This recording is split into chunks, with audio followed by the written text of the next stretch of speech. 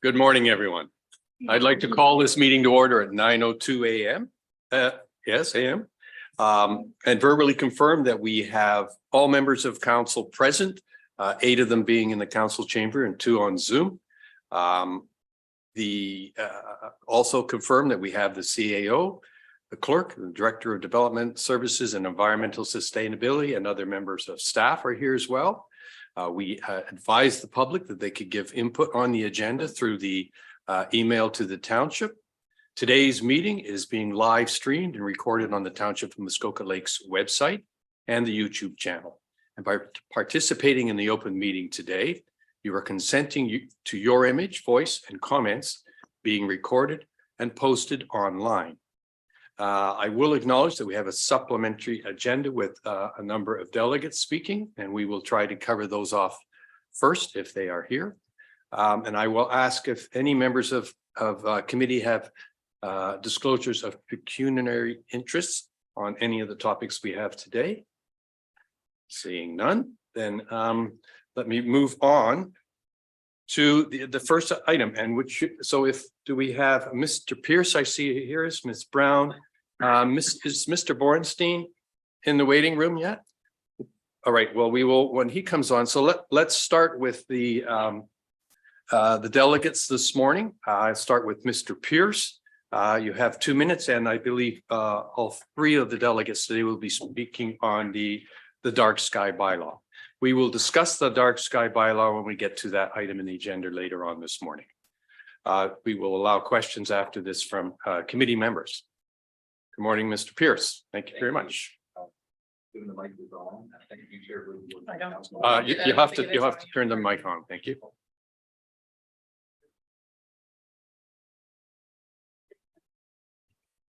Oh, it is on. Thank you. Sorry.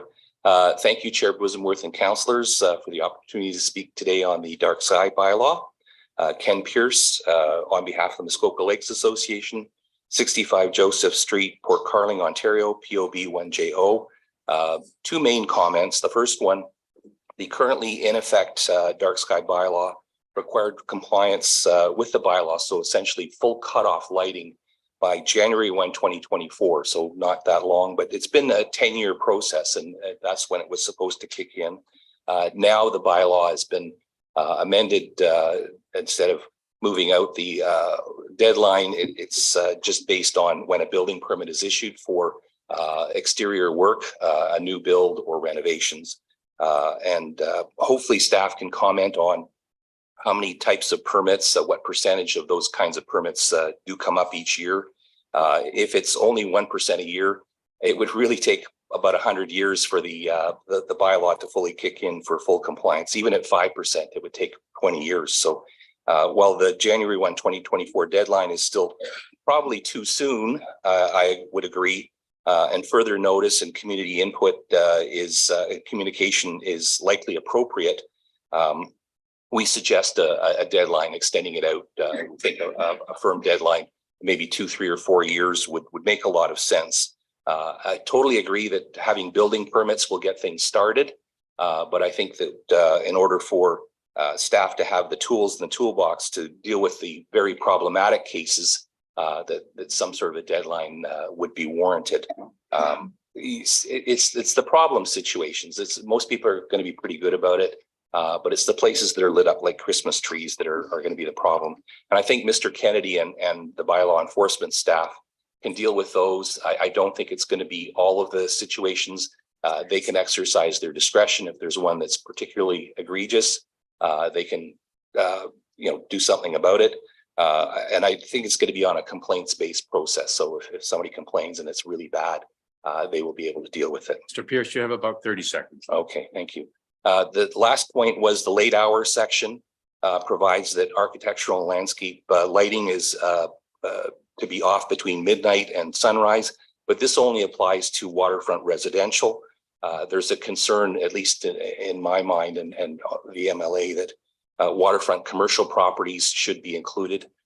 In particular, resorts, they tend to be taller buildings, more dense and more light. And I think I had circulated not Township Muskoka Lakes, but this is actually Gravenhurst and Taboo Resort, and that is their boathouse restaurant, and that is on all night long, all year long. And so, and they do in their bylaw that that's not allowed for commercial.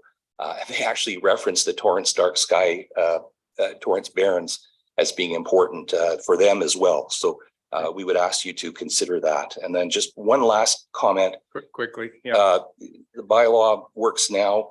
Some things that you may want to consider in the future are revisiting total lumens with property with thousands of lights could be a concern. And so you might want to deal with that in the future. And also festive lights, multicolors could be year round. And you might want to revisit that at some point as well. Thank you. Thank you very to much. Answer any questions. Committee, any questions for Mr. Pierce? Hearing none. Thank you very much. Thank you very much for your input. The next delegate would be Ms. Brown. Good morning, Planning Committee. Ali Brown on behalf of our Muskoka Stakeholders Association. I just wanted to come on and briefly say thank you for the extra time you allotted for more debriefing and meetings to take place to get to the bylaw we have in front of us today. We want to thank Rob, David, and the staff for the due diligence and follow-up they have given to local businesses, lighting experts, and associations alike in the crafting of adjustments for the dark sky bylaw. It's amazing what can be accomplished with some extra time and more discussion on certain provisions and how they would work in the community amongst the varying properties we have here in Muskoka. We agree with the adjustments Rob has made to the bylaw this time around. However, I was informed this morning that a lighting expert provided some visuals that did not make their report. I am hopeful that these will be used for educational purposes in the near future. Thank you again for the extra time we asked for. I believe everyone came together to fully grasp with what the intention of certain provisions are and how they would be seen as violations on varying properties.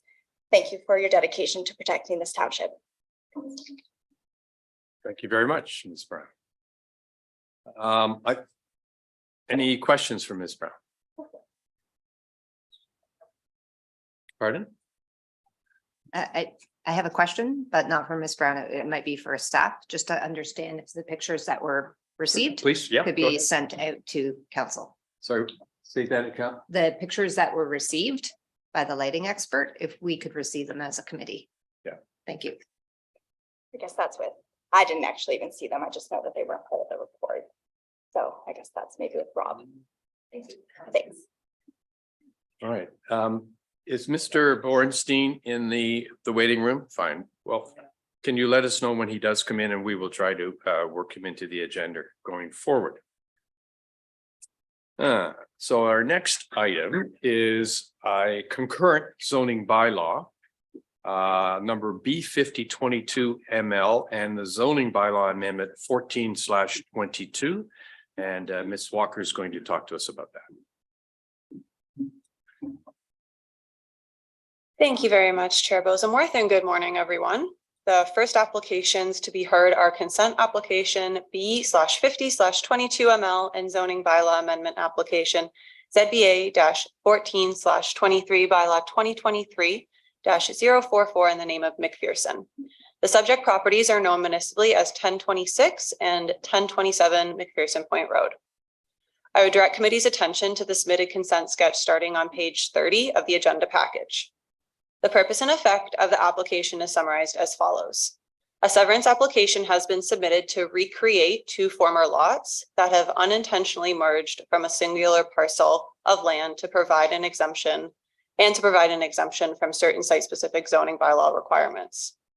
Bylaw 2023-044 will have the effect of permitting a lot to be created in the WR4 zone.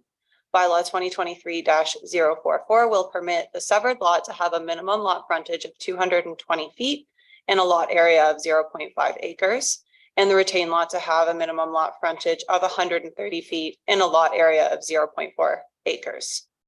Notice of this public meeting under the Planning Act was circulated 20 days in advance of today's meeting, and 5 submissions have been received to date. Comments have been received from Curtis Everett, planner for the District of Muskoka, Nick Snyder, the Township's chief building official, Tim Sopko, the Township's public works technician, Sandy Boss, the Township septic inspector, And these submissions were each circulated to committee prior to today's meeting, and I'm happy to read any submission in full at the requested committee. After comments were circulated, a submission was also received from Hydro One, and this submission indicated they have no comments or concerns with the application. I prepared a detailed planning report for committee's consideration. If committee is considering approval of consent application B/50/22ML, in addition to the standard conditions of approval, which are listed in the staff report, staff have also recommended the following condition: that the existing shed on the severed lot, which is not indicated on the submitted severance sketch, be removed or brought into compliance with the township's comprehensive zoning bylaw, if necessary.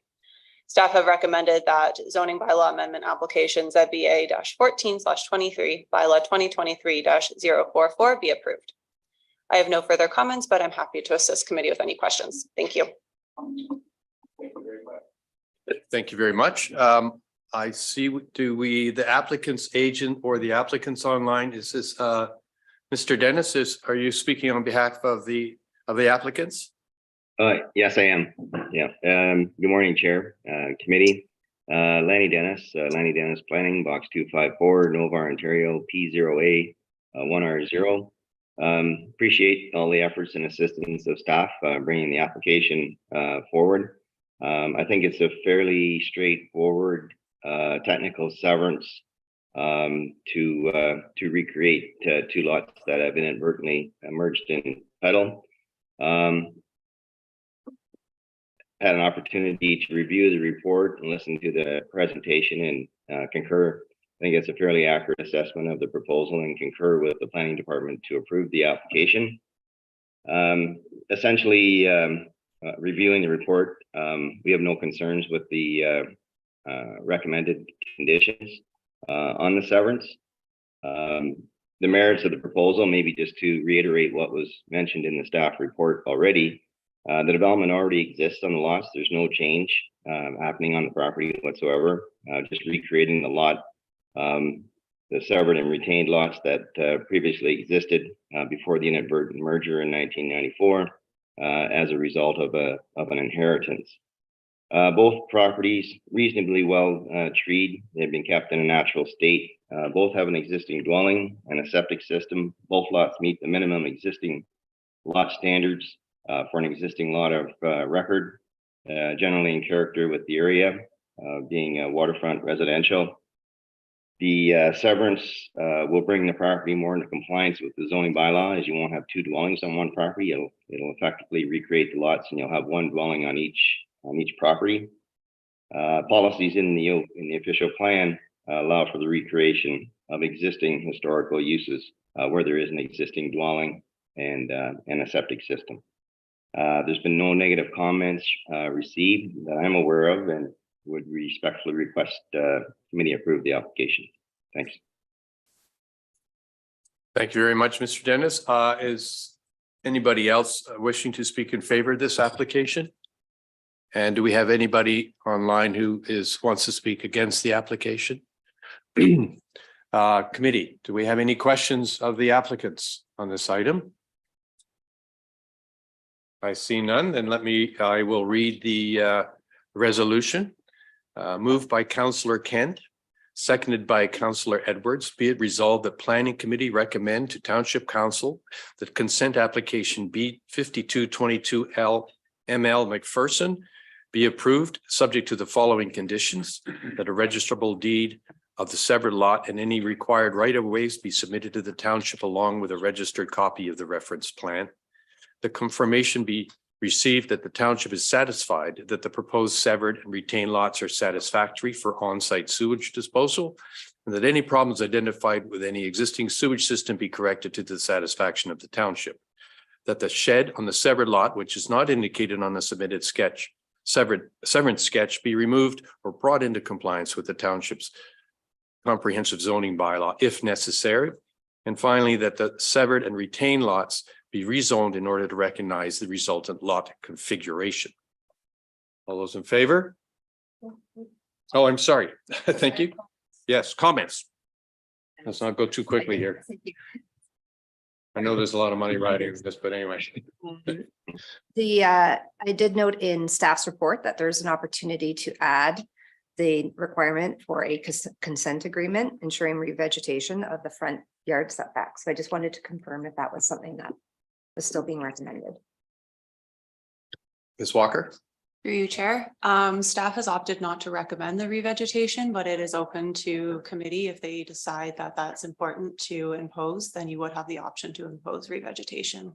In some of the gaps, more specifically on the retained lot, there is what looks like a historical boat launch area. And there may be some potential for revegetation in that area, but staff hasn't chosen to recommend that. Okay, thank you. I would like to see if there's other interest in adding in a revegetation, the front yard, please. Input from other committee members. Do we feel anybody feel that's necessary? Councillor Kent? Can you just clarify why you felt it was not right to suggest that? You said we decided not to. Yeah, My so- thoughts were on that. Yeah, through you, Chair. Yes. In this case, the property, there's no vacant lot, there's no new development being proposed, so staff felt comfortable just proceeding with the status quo on this property. It's a pretty historical use, so that's kind of why staff decided to go this route. Any more comments from council? No more discussion? Very well. Let me call the vote then. All those in favor? All those against? Carried. Thank you very much for your time this morning. Have a good day.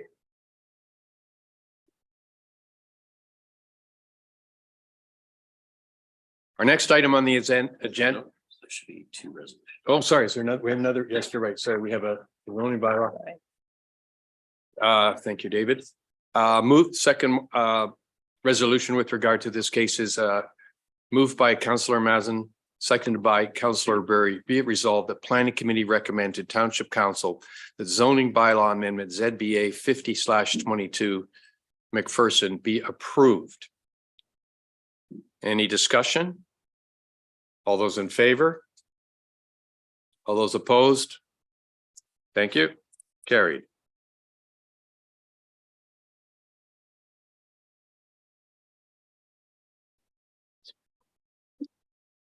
The next item on the agenda is zoning bylaw amendment ZBA 0723 Blasdale and Holland, and Mr. Soya. Thank you very much. Thank you, Chair Bosenworth, and good morning, members of committee. The next matter to be heard is an amended application for ZBA 0723 in the name of Blasdale and Holland, and the subject property includes all of Omega Island on Lake Rosso. Please note that the applicants amended the application after the notice of public meeting was circulated. And I would direct committee's attention to the revised site plan on page 62 of the agenda package. And also floor plan and elevation drawings are shown starting on page 63. The amendment to the application reduced the scope of this redevelopment proposal, and elements of the original proposal, which had involved a second-story addition and the conversion of a sleeping cabin to a shed, have been removed from the proposal. However, the requested exemptions related to boathouse and dock additions still remain. The dwelling on Omega Island is a two-story building that extends partly over top of the lake bed of Lake Rosso, and there's a boat port which has a rooftop sun deck, which is attached to the dwelling, and a dock also extends out from the dwelling. The property also contains three buildings that are identified on the revised site plan as sleeping cabins, and a pump house and an additional dock. So the redevelopment proposal involves the removal of the pump house and the removal of a roof that extends out over an entrance to the dwelling. And the applicants also intend to close in the walls of the existing boat port to convert it to a boathouse, but without a rooftop sun deck. This conversion of the boat port to a boathouse is permitted as of right. However, a proposed addition to the boathouse measuring 3 feet in length is not permitted as of right because it would not comply with lot coverage requirements. Lake Rosso, being a category 1 lake, properties on Lake Rosso such as this have a maximum lot coverage of 10% permitted. However, the existing development on Omega Island has a lot coverage of 21.1%, and the proposed redevelopment involving the construction of the boathouse addition, removal of the pump house, and covered entrance would result in a decrease in lot coverage to 20.7%. So even though the proposed redevelopment would result in this slight decrease in overall lot coverage, the resulting reconfiguration of lot coverage would be greater than the permitted maximum of 10%, and an exemption is therefore requested. Two exemptions are requested to permit the proposed dock addition. Firstly, a portion of the dock addition is located within the restricted water body zone, where dock length is restricted to a maximum of 40 feet. In this case, a corner of the proposed addition extends beyond 40 feet to a maximum length of 44 feet, and an exemption is therefore requested. The second exemption that is required for the proposed dock addition is quite technical, so I'll do my best to try to explain it. In this case, the existing docks on Omega Island have a cumulative width of 117 feet. Although this existing width exceeds the maximum permitted width, it appears to be legal non-complying. So in such cases where existing docks have a legal non-complying width, the zoning bylaw still permits additions to the lengths of the docks. However, such additions to the length are only permitted provided the width of these length additions does not surpass 25% of the property's frontage, which in this case on an island is measured as a straight line frontage. So to complicate this a little bit more, this restriction on the width of additions is not just calculated on the width of the currently proposed additions, but rather it involves adding up the width of all dock additions that have occurred since October 11th, 1988. So in this case, Omega Island has a straight line frontage of 217.2 feet, and therefore the maximum width of all length additions to the legal non-complying docks since October 11th, 1988 cannot exceed 25% of the straight line frontage. And in this case, 25% of the frontage equates to 54.3 feet. So the currently proposed additions have a width of 59.8 feet, and a past dock addition had a width of 7.5 feet. So therefore, the width of past and proposed additions measures 67.3 feet, which exceeds the maximum permitted width by 13 feet. And an exemption is therefore requested. Notice of the public meeting was circulated 20 days in advance of today's meeting in accordance with the Planning Act, and 4 submissions have been received to date, all of which have been forwarded to committee prior to today's meeting. The District of Muskoka has submitted comments advising that district staff would not be opposed to the approval of the application.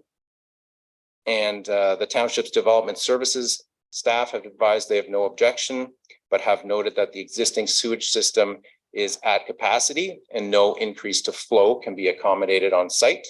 Any further increases to habitable floor area, bedroom count, or fixture unit count would not be permitted. And the Township's Public Works Department has advised they have no comments.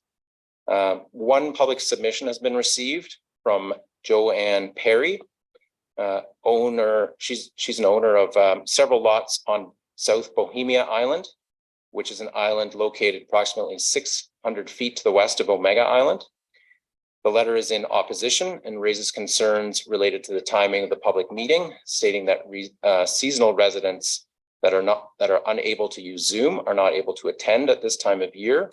And the letter also raises concerns related to permitting additional development on Omega Island, given its small size.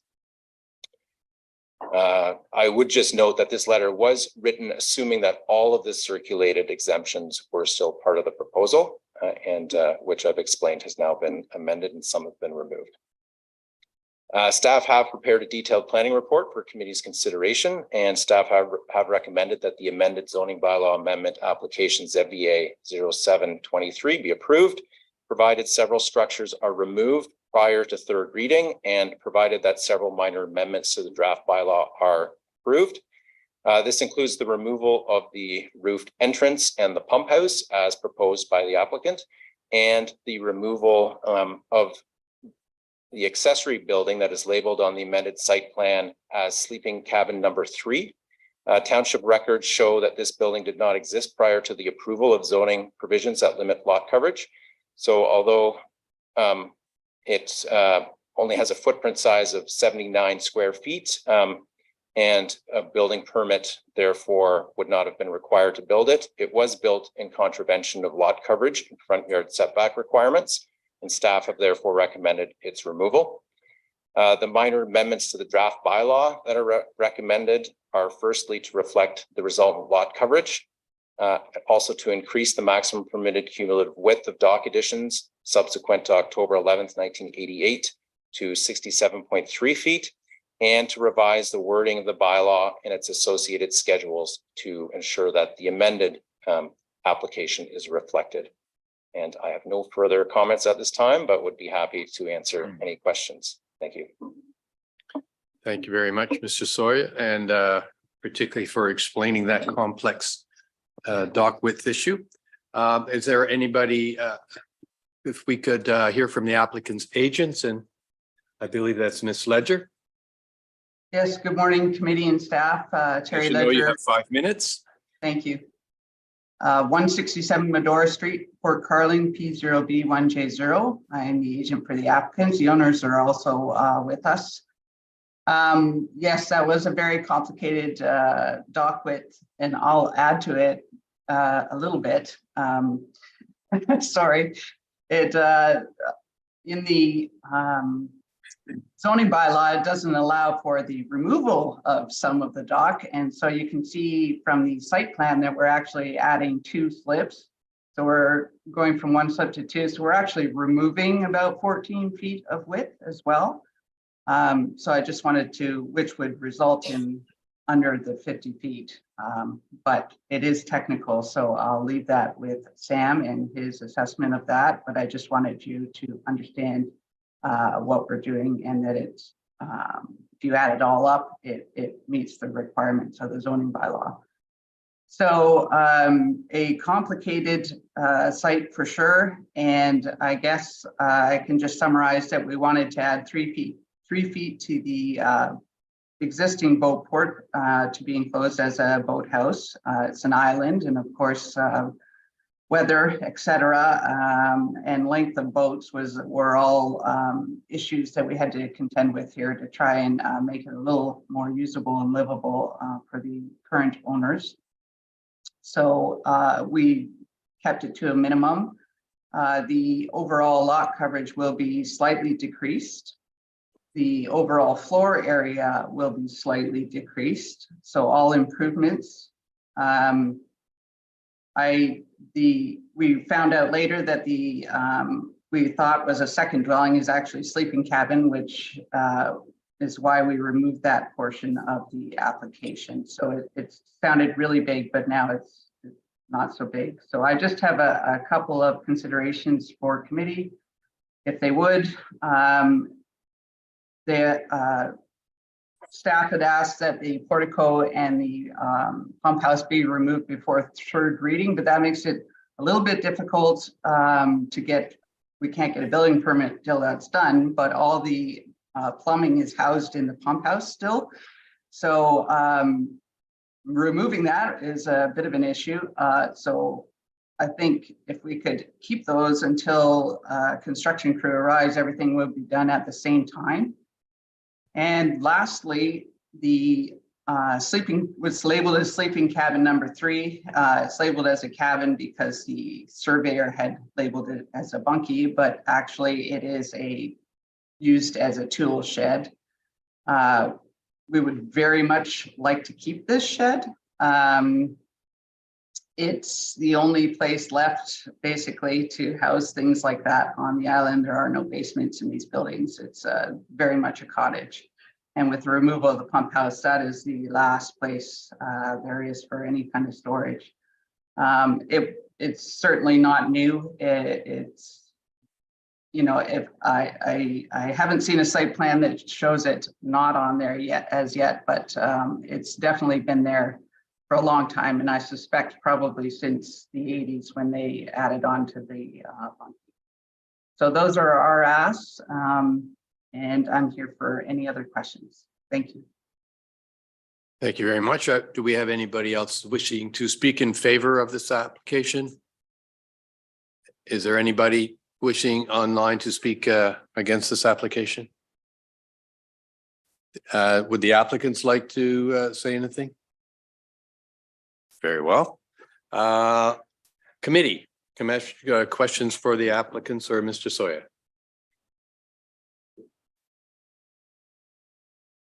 Councillor Kent. Thank you, Chair Bosworth, and this through you to Mr. Soya. Can you just tell me, it looks, the square footage of sleeping cabin 1 and sleeping cabin 2, they don't look like sleeping cabins, particularly sleeping cabin 1, which looks like a dwelling. It's very significant in size, at least in the pictures. Do you happen to know the square footage of it? Which, I mean, that's what struck me most about this, is not only is there a dwelling, but there's 2 sleeping cabins, the third one being a storage room on such a tiny island. Sorry, that made. Mr. Chair, do you know the square footage of it? I'm just going to. Oh. Yeah, please, Chair? please proceed. That larger sleeping cabin number 1, is the building that was initially thought to be potentially a dwelling, although it is a sleeping cabin, and it is oversized. And I'm just going to pull up because we do everything in square feet. I'm just going to pull up the size here. It is.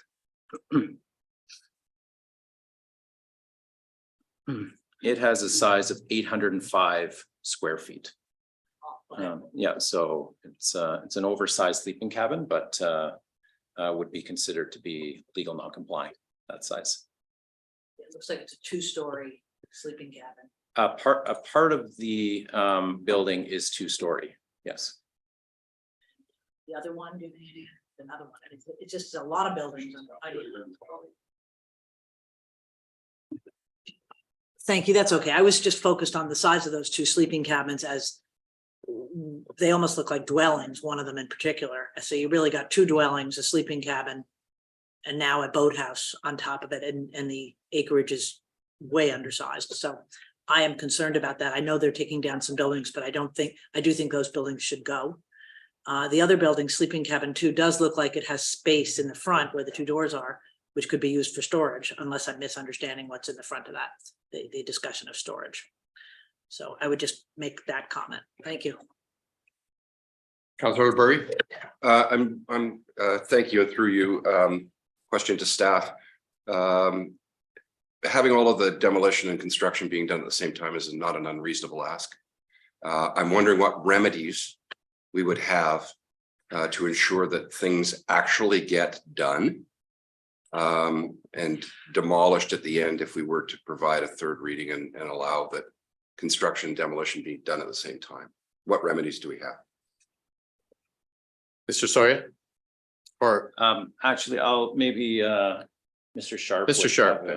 Be able to answer that question the best. Thanks. Through you, Chair, and thank you for your questions. I'll address a couple of matters. The first thing I would point out is most of the buildings and structures on the property appear to be legal non-complying, and essentially what is in front of you today is a proposal to increase the length of the existing boat port / boathouse through an addition and a dock addition. there's no other changes occurring on the property that require zoning exemptions. Staff have recommended the removal of sleeping cabin number 3 as it's labeled on the submitted site plan, and the removal of the pump house and a portico. And the reason we're recommending those removals is in part to ensure that there's an overall improvement in lot coverage, given that the proposed boathouse addition is a roofed area, and that's going to increase the lot coverage. So if these structures are removed, there'll be a reduction in lot coverage, which is beneficial. And the other reason is because so far as we can tell in reviewing the township's records, we believe that sleeping cabin number 3 is not a legal building. And in this case, because of the extent of lot coverage, it's just not something that staff could support. Lot coverage is tightly controlled on waterfront properties. And we feel that the shed needs to be removed in order to proceed with this application. So hopefully that helps answer the question. I'm just realizing with respect to Councillor Burry's question, these structures are recommended to be removed prior to 3rd reading of the bylaw. So if Planning Committee recommends approval today, subject to staff's recommendations, those structures would need to be removed prior to the bylaw being given 3rd reading at council. So it provides a check and balance and some assurance that it's actually going to be done. Thank you. Mr. Sharp, if we did allow do 3rd reading, what remedy would we have to ensure that they were torn down? I think that was the question. I think at that point, in my experience, we would be relying on the building permit process. And I think the issue that we've run into over the years is if we allow the buildings to remain and require them to be removed as part of the building permit process, we're kind of kicking the can down the road, so to speak, and relying on a building inspector at the time of a final inspection to ensure that those buildings are removed. And it's been my preference to just require them to be removed as part of the application that's in front of Planning Committee and Council at this time, and it just provides some assurance that they'll be removed. Thank you. Thank you, Mr. Sharp. Mr. Pink, you have comments? Sorry, thank you. Through you, just to add on to that response, just to help committee. I think as Mr. Sharp correctly pointed out, it's preferable to have them removed prior to 3rd reading, because nothing can assure you more than actually having it done prior to giving your approval. It can work through the building permit process. It's still, the bylaw would not allow them, but it would become an enforcement issue essentially. So if an owner's cooperative, great, most are, but we have run into the odd instance where we've allowed that. The owner doesn't remove it, and we're left with trying to then enforce the bylaw through the courts. Not always an ideal situation. We're not always successful. You run that risk. So I think it's just at committee's discretion whether you wish to allow these applicants that opportunity and hope that they follow through. As I say, most do. I don't want to send the wrong impression, but we have run into the odd situation where owners don't cooperate, and that's all. Thank you for that. Yes, Councillor. Thank you. Edwards, just sorry. a question. Have we ever taken securities on something like this? In other words, let them build it, put enough securities up that they can keep the pump house so they can get water and everything until the building is done? Has that ever been done? Councillor Roberts. I thought Ellen. Sorry. Sorry, I asked a question. Sorry, I didn't catch that. I thought it was more like a comment. Sorry, I missed that. Your question? Yes, go ahead. Mr. Sharp. Thank you, Chair. In response to Councillor Edwards' question, what we have in front of us today is a zoning bylaw amendment. It's a specific type of application under the Planning Act. Unlike a consent application or a severance application or a minor variance application, there's really no authority for the township to enter into any type of agreement. Typically, when we require securities, it's accompanied with an agreement. So in this case, to require securities, there's really no implementation mechanism at the staff level to ensure that process would play out appropriately. I think what the tools that you have in front of you, if you want to make sure that those structures are removed, is just simply to withhold third reading. Okay, thank you. I have a question then for the agent. If you were willing to put securities up, would that help you so you could keep the pump house until it was done? Either that or obviously it's going to be taken down. Thank you. Yes, I don't think that would be an issue. But as Mr. Sharp said, it may be, I don't think we're able to do that unless we invent something new. But I don't think the owners would have an issue with that. The pump house obviously is the main concern here, just because it houses everything. So it's hard to sort of rip that down. You have no water and move it to nowhere because we still have construction to do. So that's really the biggest concern here. The portico is neither here nor there. So, but yes, we would be open to anything like that would help. Thank you. Councillor Roberts. Thank you, Chair, and through you. I had the same question about the pump house.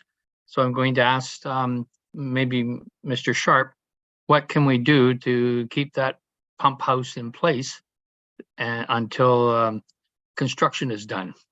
Or is that advisable? And I have a second question. Mr. Sharp. I think you've already answered that question, but you may want to comment again just with respect to the pump house alone.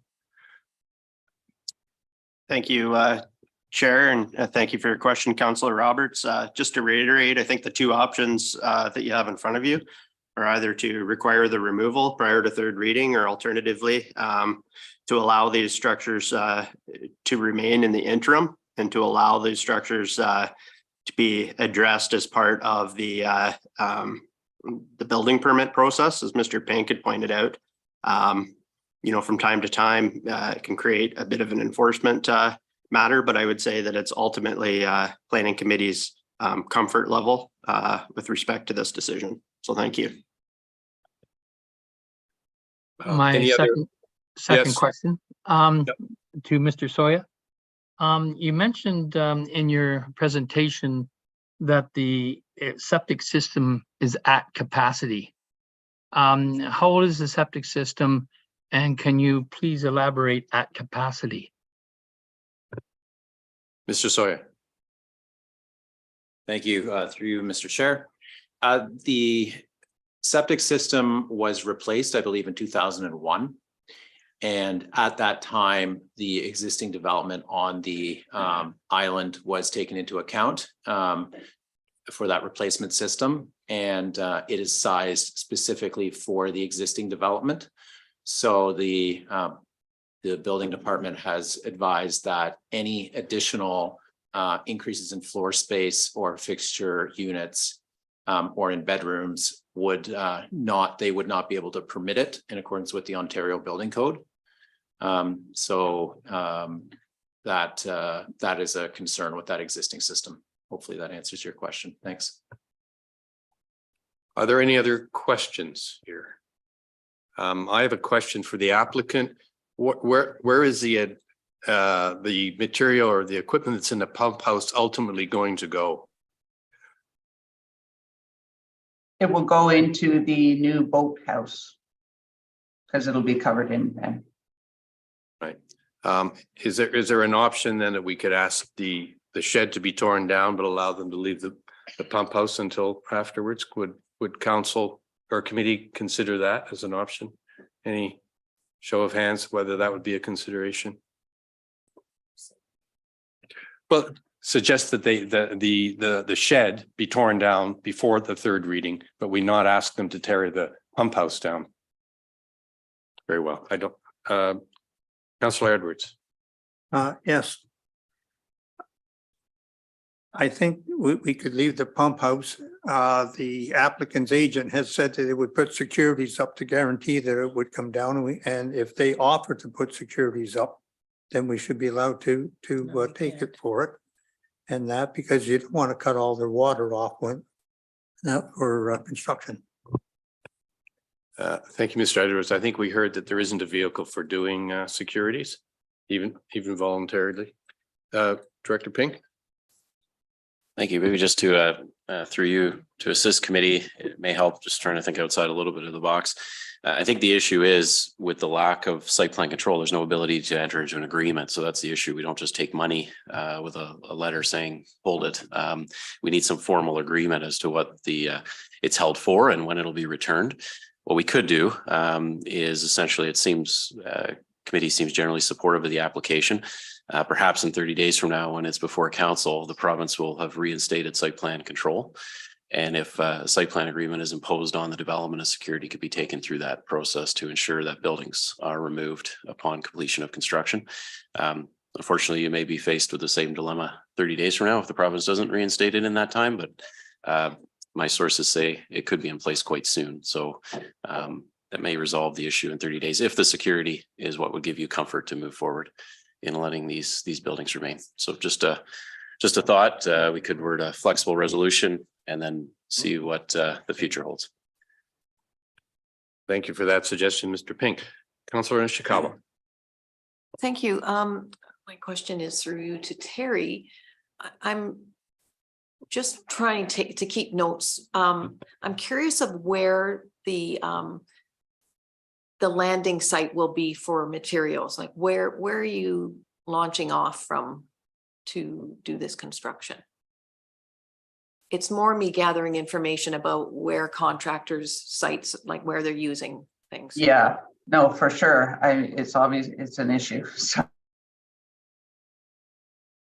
I appreciate that. I suspect that the closest landing to this would be Adams Bay. That's going to be the given where materials generally come from and where it's going, I think that's probably the closest spot. Having said that, I'm not entirely 100% sure who the contractor is and where they're located. And sometimes that changes the location as well, but I suspect that that's where it will be. Thank you. All right. Do we have any more questions? Very well. I am going to read the resolution. Okay, so the resolution. The first contains resolution. wording about the pump house to amend it if council Right. committee chooses. Moved by Councillor Roberts, seconded by Councillor Nishikawa. Be it resolved, the Planning Committee recommend to Township Council that zoning bylaw amendment ZBA 07/23 amended be approved subject to the following. That the roofed portico at the entrance of the dwelling and the pump house be removed as intended prior to third reading of bylaw 2023-030. That the accessory building labeled as sleeping cabin number 3 be removed prior to the third reading of the bylaw 2023-30. And that minor amendments to bylaw 2023-30 be approved to reflect a resultant lot coverage of 3,290 square feet or 20.3%. Increase the maximum period cumulative width of dock additions subsequent to October the 11th, 1988 from 61.8 feet to 67.8 feet. Remove the following draft subsections from provisions from section 1:I,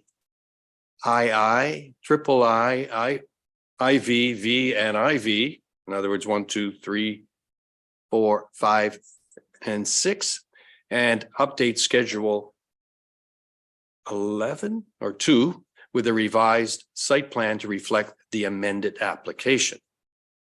Any discussion? Mr. Sawyer. Sorry, just as you're reading out, I just noticed that there is a typo in one of the numbers. Yes. Where it reads from 61.8 feet to 67.8 feet. Yes. It should actually read to 67.3 feet. I could just change that here. Yep. Thank you. Right. Any discussion? Seeing none, all those in favor? Any opposed? That is carried.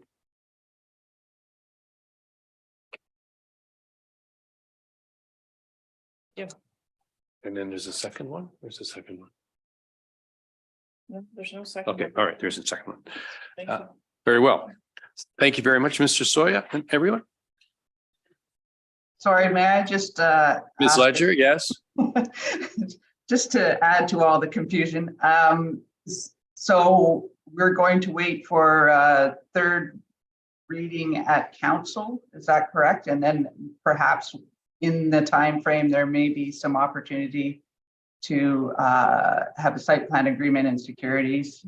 Is that? Yeah, yes, that's the case. So before third reading, we may have the vehicle, in which case we could have a deposit securities. Okay. But we might not. It depends on whether the provincial government passes it or not. Right. So if it doesn't, then we should, then we have to remove everything. Is that That's correct. Yes. All right. Thank you. Okay. The next case, I think we're finished with that one. Next case is zoning bylaw amendment 11-23 Barnett and the state of Marvin. And that is Ms. Walker again.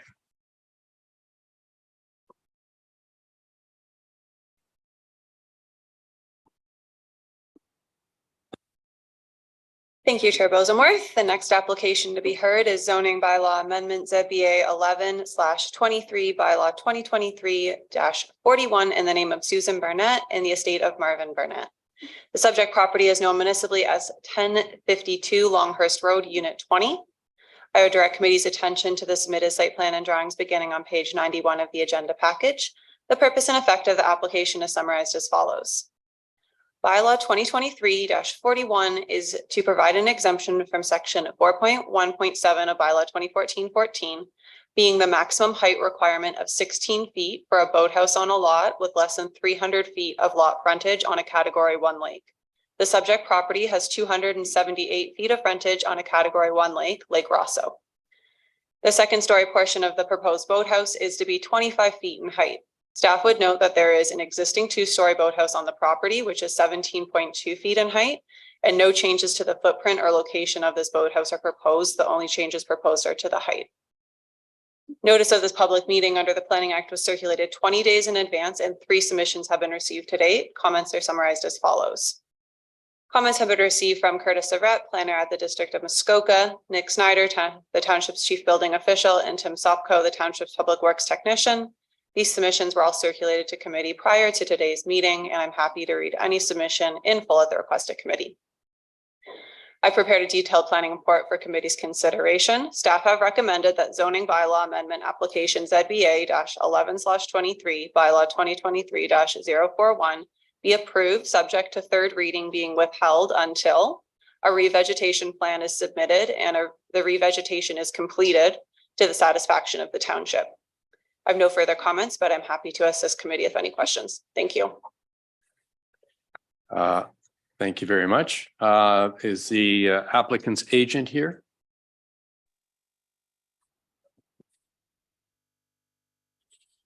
Go ahead, Mr. What was it? Lorenz. Good morning, committee, and you have 5 minutes. Great, thank you. My name is Jack Friends, representing Decoding Group 3 Armstrong Point Road, Port Carling, Ontario, P0B1J0, PO Box 340. I'm representing the applicant on behalf of their application. It's pretty clear cut. The applicant would like to increase their boathouse height from approximately 17.3 feet to 25 feet, which would be the maximum for a 2-story boathouse. And with that, they're going to remove a coverage section to reduce lot coverage as they currently are over, bring that closer to the allowable 10%. And we agree with planning staff's report regarding the revegetation plan. I appreciate your time today. Thank you very much. Is there any other anybody wishing to speak for or against? Seeing none, I will turn it over to committee for questions. Councilor Nishikawa. Thank you. I'm going to direct my question to through you to Bryce. I'm a little concerned for myself, like reading the report. it almost feels like we're just going to approve a two-story boathouse that is not, would normally not be allowed on a lot this size. Am I still saying that correctly? And so I'm not clear why we like I don't hear the reasonings for it, because you know we have not permitted for many years since we put this bylaw in place. You know, you need to be closer to 300 feet, and I don't understand the extenuating circumstances that would allow a two-story boathouse with this amount of frontage at this point. Ms. Walker or Mr. Sharp? Through you, Chair, and thank you for your question, Councillor. So this property has 278 feet of frontage thereabouts, so it has less than 300 feet of frontage. There is an existing two-story boathouse on the property. So all that is proposed in this particular instance is to increase the height of the second story portion. I believe the height of the first story portion is about 7 feet. So in my understanding, I'm not a boater or a cottager, but I understand that's quite a low height in the first story of a boathouse. So I think they're actually essentially increasing the height of the first story, and that increases the height of the existing second story. I would note that on a lot with less than 300 feet of frontage, the maximum height of a boathouse is 16 feet.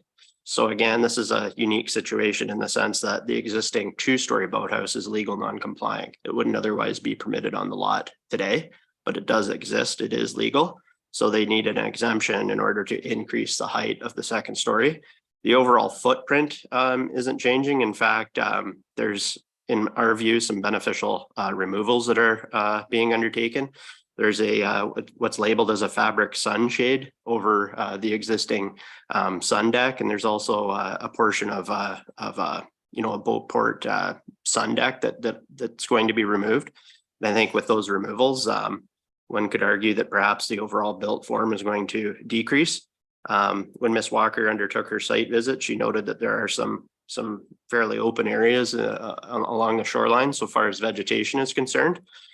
So we've actually recommended that prior to third reading, a planting plan be required, and that those plantings be undertaken actually prior to third reading.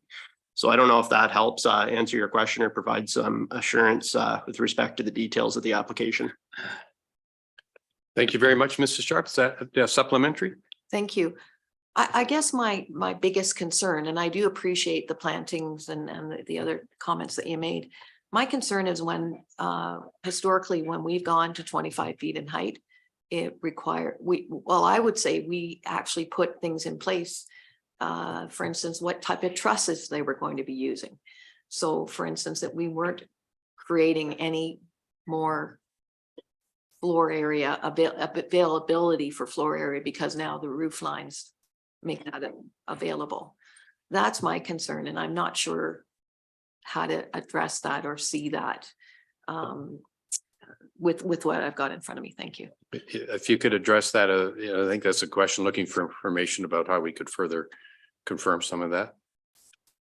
Through you, Chair.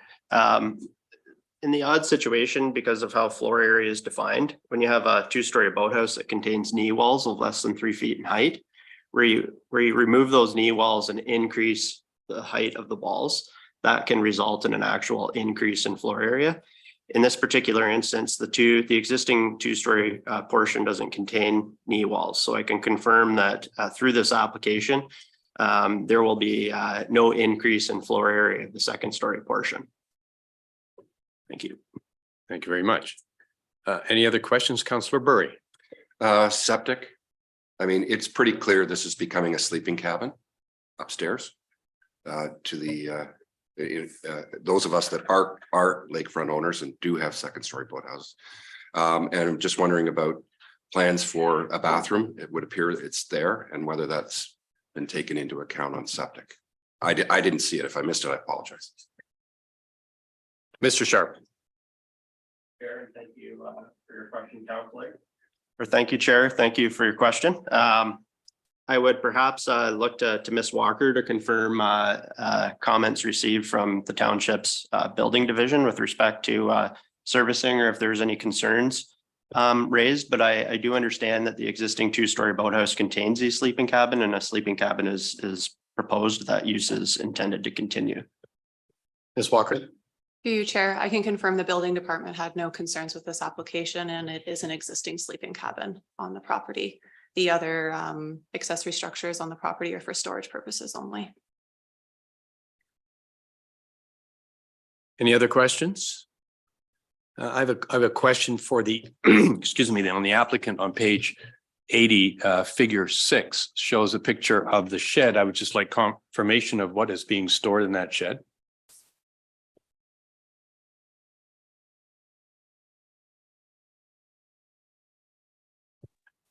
Apologies Mr. about that. I cannot confirm on what is being stored in the shed at this time. We have not been able to follow up on the with the applicant on that, but we can for sure provide some additional clarification if needed at the third reading. Provide some additional photos. Thank you very much. I think that would be appreciated. Any other questions? All right, let me read the resolution. Moved by Councillor McIntyre, seconded by Councillor Burry. Be it resolved that zoning bylaw amendment application ZB 11/23 Barnett and estate of Marvin Barnett be approved, subject to third reading being withheld until a revegetation plan is submitted and a revegetation completed to the satisfaction of the township. Any discussion? Seeing none, I will call the vote. All those in favor? Any opposed? Thank you, carried.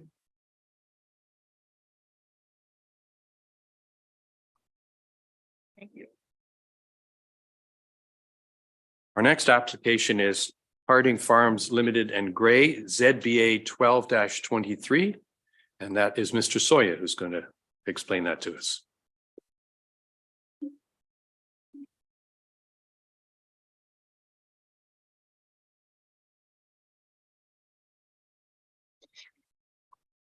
Thank you, Mr. Chair.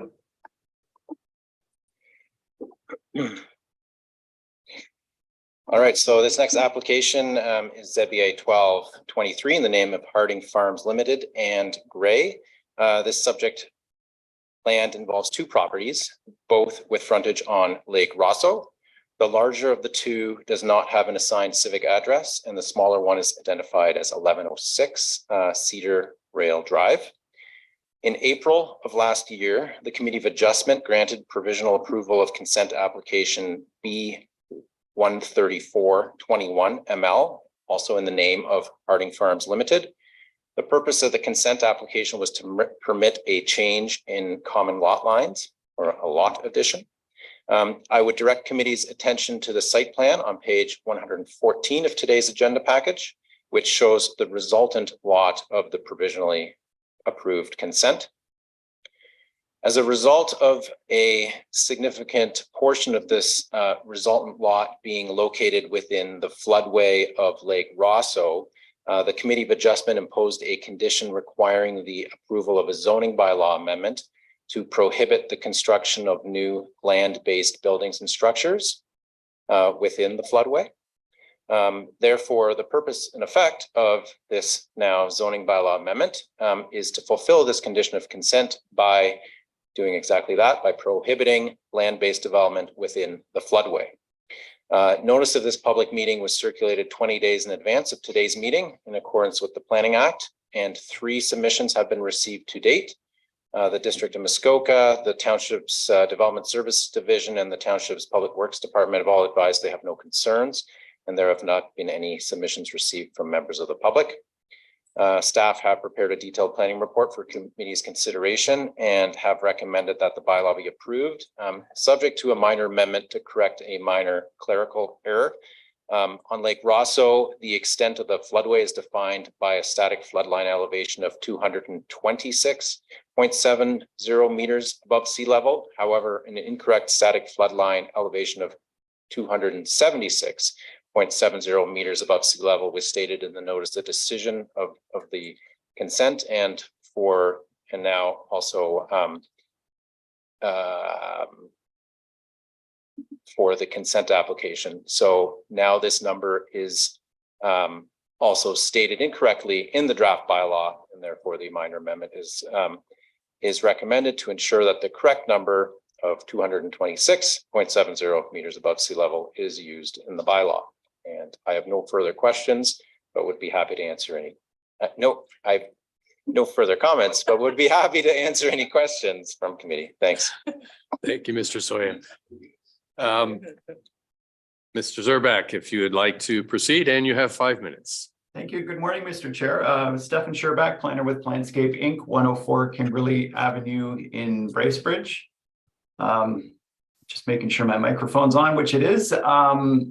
I'm here this afternoon representing the Gray family and the Harding Farms Limited Properties. I've read your staff report presented by Mr. Soya, and I fully agree with his brief analysis, but more importantly, their positive recommendation. As noted, this application has been submitted to fulfill a condition of approval that was obviously approved by the Committee of Adjustment back in April of last year. We also submitted a planning justification report with the severance, and we landed on the same policy review together with the same staff recommendations. As a result, I would respectfully request committee to support this application, and I have no problems, no issues with the minor amendment, and I'm available for questions. Thank you very much. Thank you. Do we have anybody else wishing to speak in favor of this application? And is there anybody opposed to it? Very well. Questions from committee? Councillor Edwards. Yes, I noticed the elevation there, and I just want to make sure on page 115, when we have the bylaw, it still says 276.70, so I would like them to correct that before it's read before council. Thank you. Mr. Soya, can you just walk us through how that gets corrected? It's just a drug. It was Through you, Mr. Chair, the current bylaw as drafted contains the wrong number. so the one that came in the draft. Yeah, that was circulated with the public notice, the draft bylaw. Says the same. Appears to have been a typo, and we just wanted to make sure that it doesn't go to avoid any future confusion, that the correct number is used, which is 226. Or I believe I'm saying that right. Okay. Yeah. Does that answer your question, Mr. Edwards?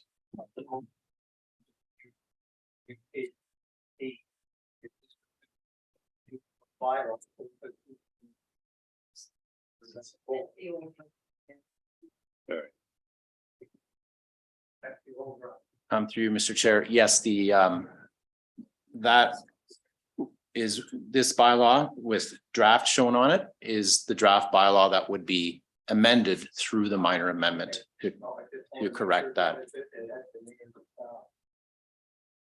Can't hear Councillor Edwards. Perfect. Thank you. Right. I just wanted to for clarification. Thank you. I don't have a problem with it. Very well.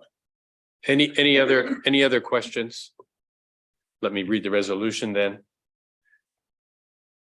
Moved by Councillor Edwards, seconded by Councillor Roberts. Resolved that Planning Committee recommend to Township Council that the zoning bylaw amended ZBA 12/23 be approved, subject to the following minor amendment: reference to the correct static flood line elevation of 226.7 meters above sea level.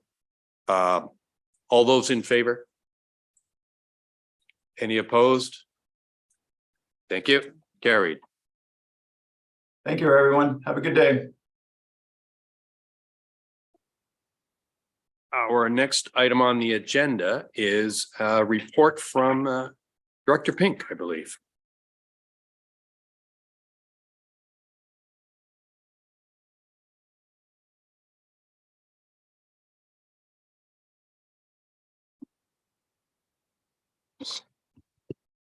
Thank you. So the latest changes from the province have just been released in their latest housing supply action plan. They've you may recall a number of previous bills. They've rolled out the latest, and it's in their consultation period. It is Bill 97, which includes changes to both the Planning Act as well as a consolidation of the or essentially the provincial policy statement as we currently know it, and the growth plan for the Golden Horseshoe. They've combined that into a new proposed policy statement. First off, I guess really the good news, as you may recall, one of their previous changes last year was to remove site plan control from our authority. Bill 97 does propose to allow that authority to be placed back where properties are within 120 meters of a shoreline or within 300 meters of a railway. Obviously, that would include a large number of properties in our township and would largely reinstate that tool. So I think that is good news. However, I guess I can back up, sorry, a little bit. The area municipalities, our directors, save for Georgian Bay, came together. We did review the proposed changes to the provincial policy statement, and we have prepared a joint submission. Again, I think the good news is site plan control is reinstated, and that's really at the top of our joint submission. However, we have flagged a few concerns with the suggested changes of the provincial policy statement. Wouldn't say anything sort of earth shattering. It is more changes would impact more urban areas, but very quickly the province is really amending policy to, again, really spur more housing growth to meet their target of 1.5 million homes by 2030. And it will allow for more flexibility in changing our settlement area boundaries. So that would be Port Carling and Bala. And again, the directors are just raising some caution about allowing that to go through a little bit easier than in the past, which needed a comprehensive review. Some concerns about, I think this would impact the township of Muskoka Lakes a little bit more. So really a bit of a loosening to the rural policies. Essentially, past changes to the PPS really closed the door to rural estate development. These changes look to open that door back up. So something to be cognizant of there.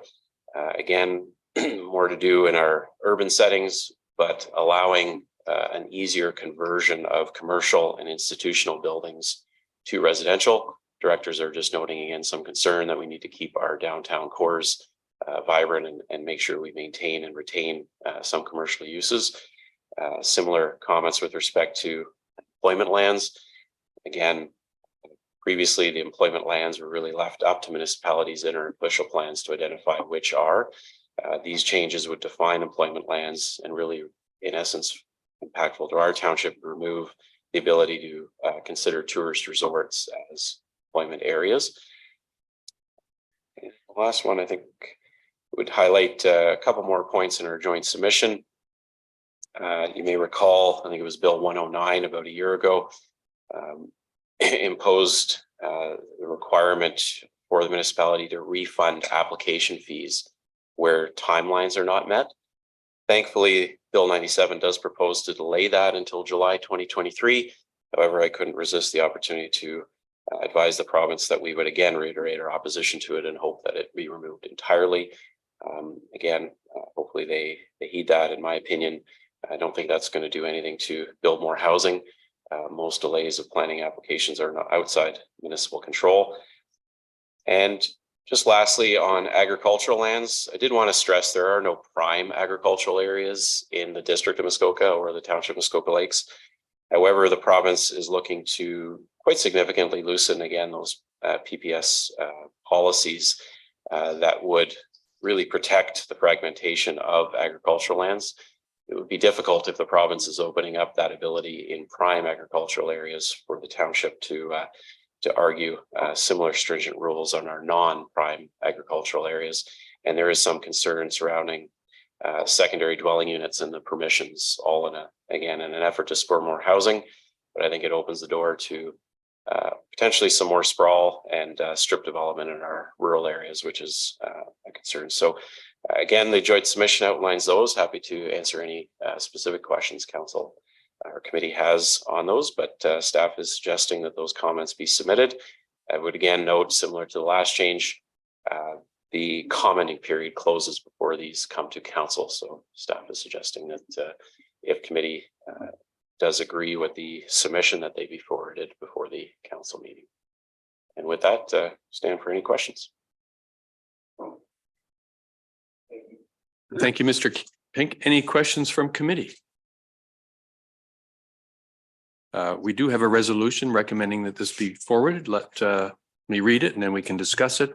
Moved by Councillor Roberts, seconded by Councillor Nishikawa. Be it resolved, the Planning Committee recommends to Township Council that staff report Plan 2023-95 be submitted to the province as the township's comments respecting the proposed provincial planning statement 2023 and Bill 97, Helping Home Buyers Protect Tenants Act 2023 and associated regulations, and that a request be forwarded to the province to include the township of Muskoka Lakes as a prescribed municipality if required for the purpose of a proposed regulation to permit the use of site plan control within 120 meters of a shoreline and 300 meters of a rail line. Is there any discussion? I will call the vote. All those in favor? All those opposed? Thank you very much.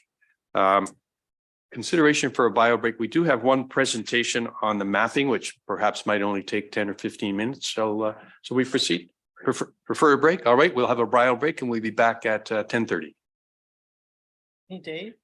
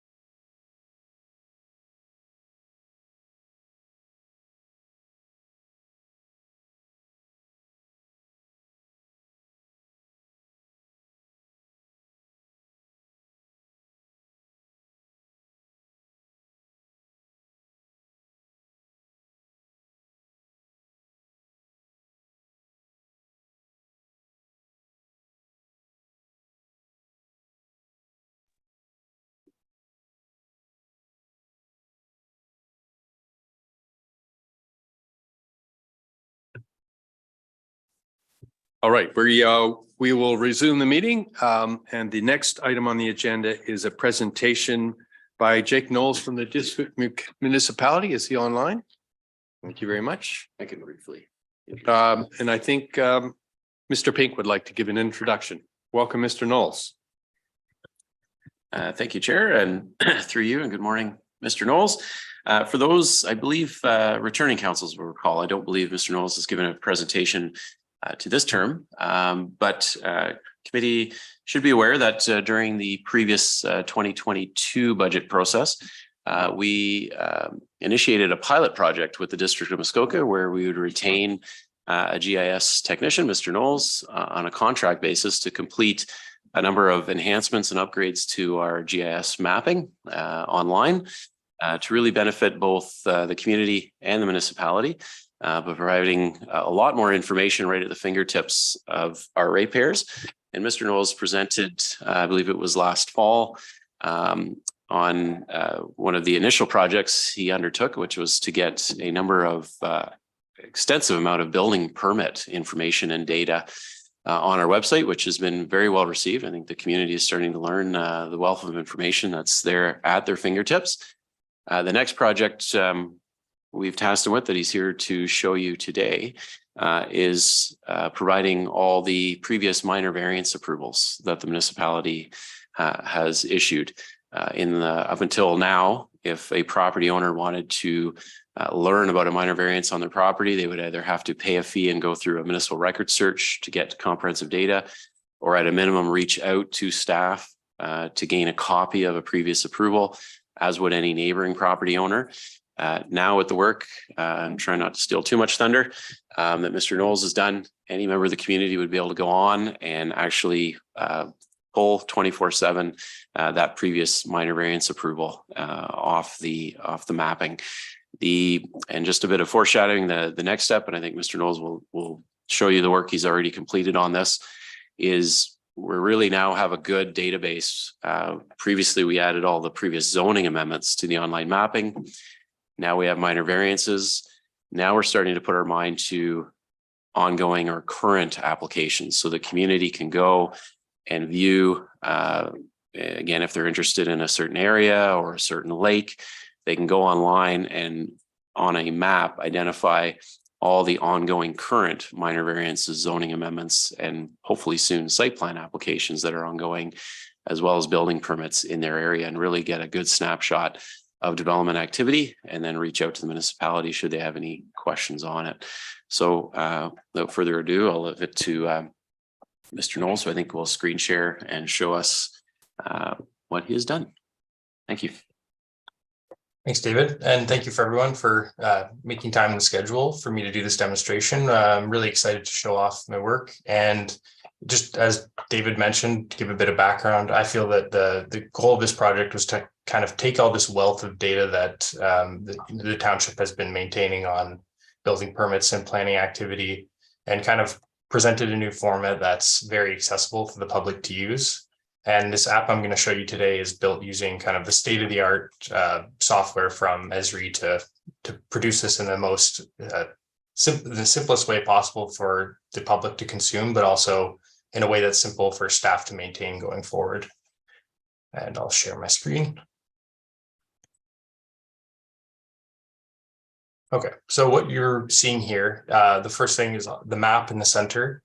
You'll see a few properties here that are colored in. So on the top here, you also see where this is set to in progress. And so what we're viewing here is all the planning activity that's currently in progress, or applications that are under appeal or still being reviewed by the township.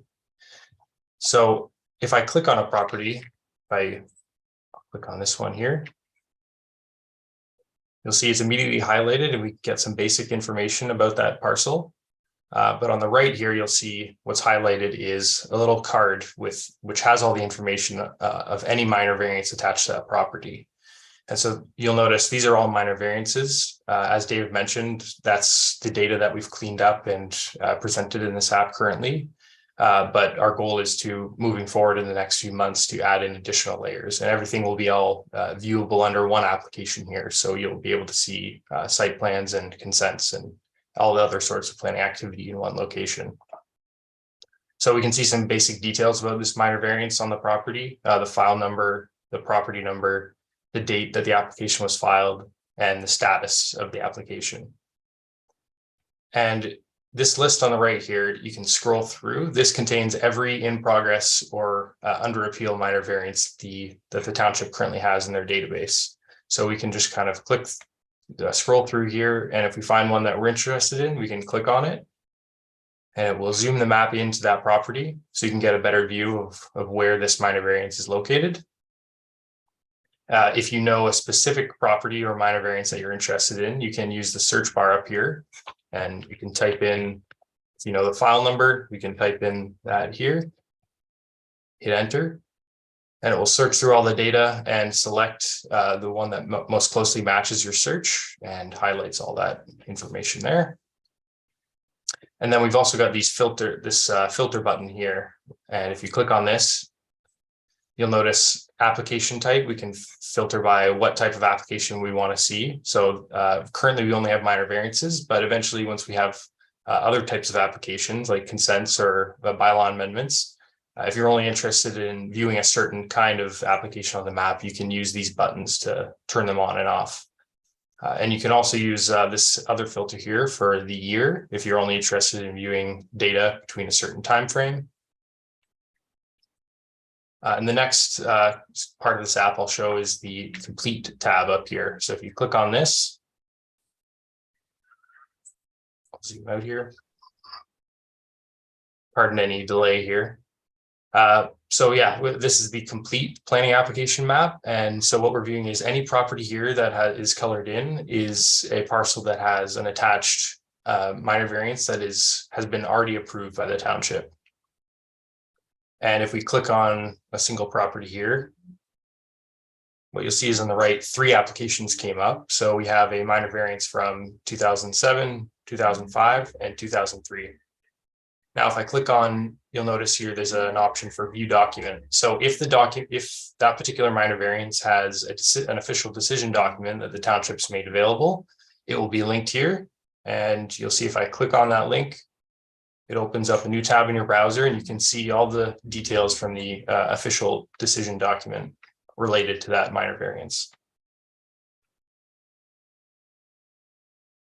So that's pretty much everything I wanted to show off today in terms of the functionality of the app. As I mentioned, we're going to be adding in additional planning layers on top of this application, but we hope to make this version of it with all the minor variances available within the next week or so. And one thing I just wanted to reiterate is that this map is pulling directly from the township's live database that staff are using to fill out new applications and change the status of previous ones. So anytime a staff member at the township makes a change to an application, the following day, overnight, all of this data will be updated. So it will be a really good source for the public to view the latest and most accurate information related to planning applications in the township. But if anyone has any questions on the functionality or what we plan on tackling next, I'd be happy to answer them. Thank you very much. That's very interesting. Committee, let's have some questions here. Councillor Mayor Kelly had his hand up first. Thank you. And through you, you said at the beginning you were really excited to show off your work, and I actually liked that attitude. And you have every reason to be excited. It's well done. It's helpful, it's timely, it's relevant. But the key question for me is it goof proof? Will I be able to figure out how to use it? Yeah, so that was one of kind of making it as simple to use as possible was one of our primary goals. And I will mention that this was all built from the ground up. So there are a lot of tools that let you kind of create a template. You can copy a template and kind of create a map that looks like every other map that a township has, but this was built from the ground up. And our goal with it was to make it as simple as possible to view the basic information that people are interested in. And yeah, part of our intent of showing it to committee here today is also because it was built from the ground up, we also have the ability to kind of tweak it in any way that committee or the public sees fit. So we'd love to hear your feedback. Councillor Mazin. Thank you, and through you, again, echo the same comments. That's fantastic, and I did think your opening comments as well. I don't know if this is directed towards you or to staff, but we have this other technology called Cloud Permit, which seems to be a newer technology that we're using internally to communicate with the builder, the planner, the applicant. Do these become incorporated somehow? How do these interplay? Director Pink. Thank you, through you. Yes, that's correct. So the other project that both the building and the planning division have undertaken through a grant from the province, I'd add, is Cloud Permit. And really what that is a tracking portal on application portal. So hope committee does. The I was listening. So what has already gone live, I believe it was on January 3rd of this year. Any member of the community who wishes to apply for a building permit now has to do so entirely online. So they submit all the required documents, payment online, and the permit is issued digitally. What currently we're working on is the planning division, exact same proposal. If you were going to make a minor variance application or a zoning amendment application, you have to submit that application online. Submit all the required necessary studies and documents with said application.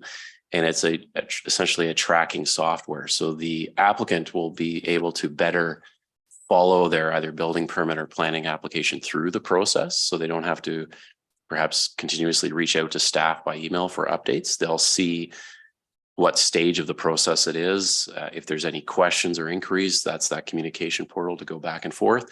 And it's it's helpful for staff as well to work on those applications, get notifications of deadlines, and continue to work. We haven't had development application sort of tracking software yet. So that is hopefully will be in place for planning later this year. And Jay can certainly speak extensively more intelligently on the technical end, but we are currently working with our existing software for the mapping he's produced. And we're making sure that we can integrate with Cloud Permit when we make that switch in planning. Some technical challenges that Jake has worked through very well, but the two programs will speak to one another. Essentially, for that live updates, whenever a property owner makes that application, it will then update the mapping that Jake's producing. So they will work hand in hand. And I don't know, Jake, if you wish to add any more technical expertise to that answer. Thank you. Yeah, I think you knows any other comments?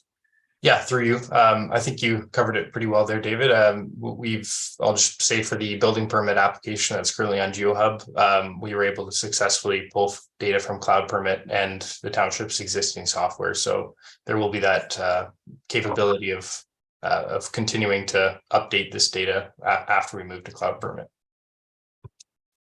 Councillor Mazin. Just a supplemental then, and this is more just an operational thing. As an applicant agent, as a staff member, the ability now through Cloud Permit streamlines communication in a much more effective and efficient way. So what I'm hearing from you is by adopting this, it is actually reducing our need as a staff member to interact because everybody has the same information at the same time.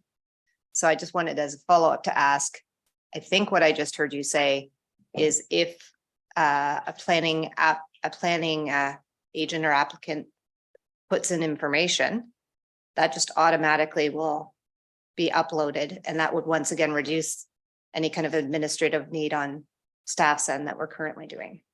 Is that correct? I'm just looking, I think it's a very good tool. Anecdotally, I've seen it in play. It's incredibly effective. And I just think this also is the other side to that, the efficiencies it's providing. Dr. Pink. Thank you. Yes, I believe that is correct. Just a small clarification, just so you know, the project that Jake is working on, it wouldn't, we're not uploading every piece of information to the web. I think the key is the current application layer that Jake showed.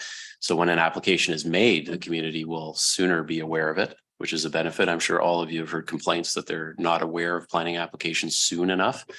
Now, if you're, the onus is still on property owners to review the mapping, but you'd be able to see it sooner. And then ultimately, the intention is to get the final decision, whether it's a bylaw or a minor variance resolution that Jake showed you, to then be shown on that mapping. But yes, the cloud permit and communication piece with staff during the application processes will be a huge benefit too. But again, not that we're displaying all that information publicly. It'll be, yes, there's an app in, here's some brief information on it. Contact the community if you wish to know more, public meeting coming up, et cetera, et cetera. And then once the decision is made, and here's a copy should you wish to see it. And I think this is a great tool. It's part of my job that I like. Instead of pointing out fires, these are good news stories. And I've been meaning to start this project for many years, and I commend council for putting the funds necessary to retain Jake. He's done an excellent job. And I think very well received from the comments I've heard from the community. I'd also encourage councillors to spread the word, because it's amazing we continue to point people to it, but unless they're aware that information and tools available to them. So really trying to direct people there, and I encourage you to do so, because the more people learn about it, the better feedback we hear about, wow, I didn't know that there was so much information at our fingertips, and they're really grateful. So I'd appreciate any help in that perspective. Thank you.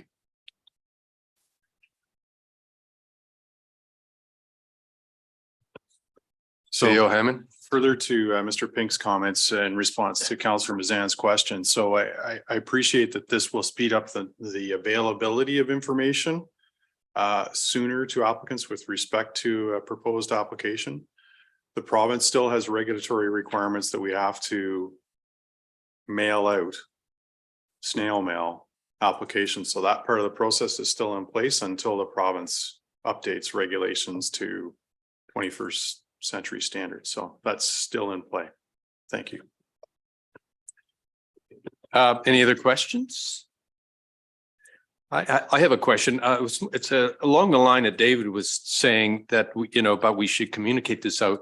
I find this very exciting and frankly very advanced and sophisticated for a township of our size. And I was just trying to wonder if there was any context that we could have even more bragging rights about how we're doing comparing to other municipalities around the province. I mean, are we the bleeding edge, the leading edge, or in the middle of the pack? And it really doesn't matter where it is, where we are, but it would just be another bragging point if we're earlier, doing this earlier than most other townships. Any comments? Director Pink? Thank you. I can't say we're the first in the district of Muskoka, and I sometimes joke that they should, I think they're all going to copy us now and take advantage of this good work. So we might patent it a bit.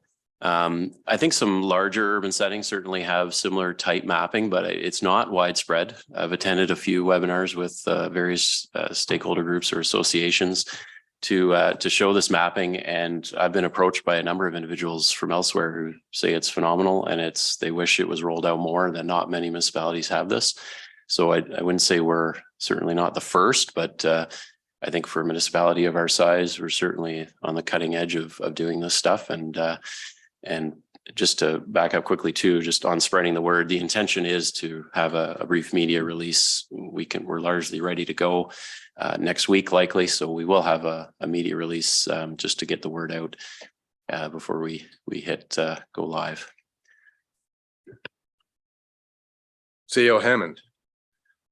Thanks, Mr. Chair. So I just want to go back to Director Pink's comments about council putting appropriate resources in place at the right time to achieve these types of outcomes.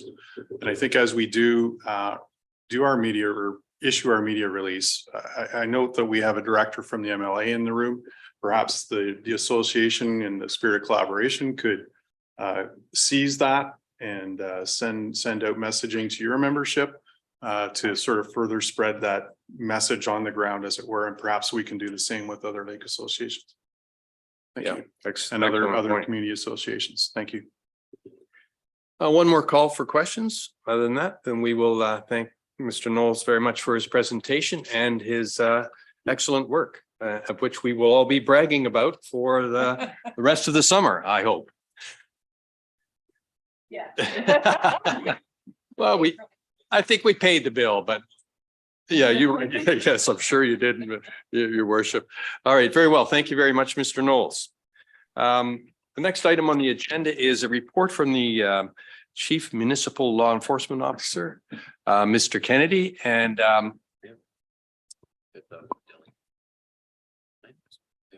he's supposed to be available.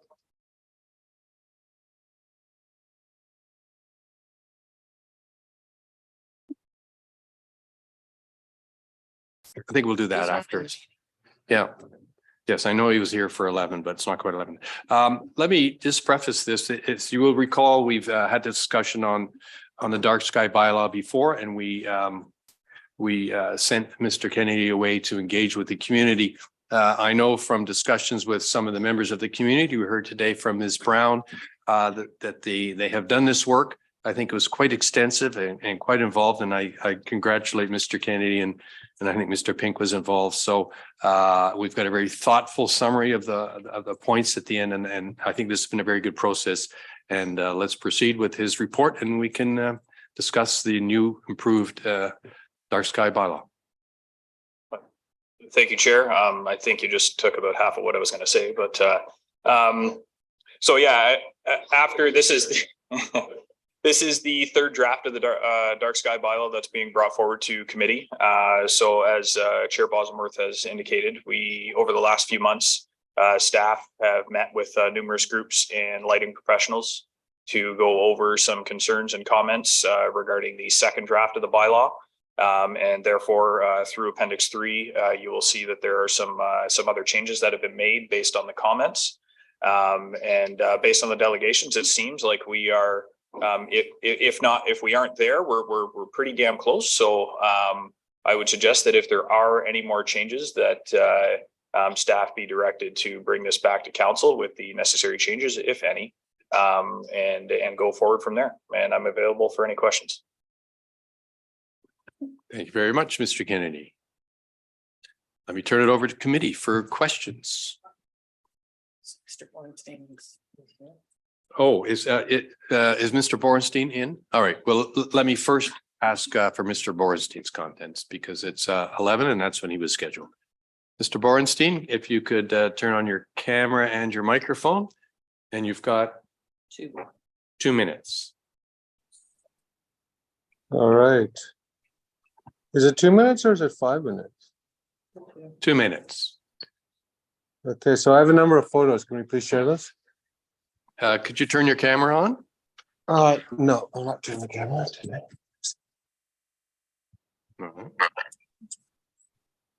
Please proceed then. I requested my photographs please be shown. Thank you.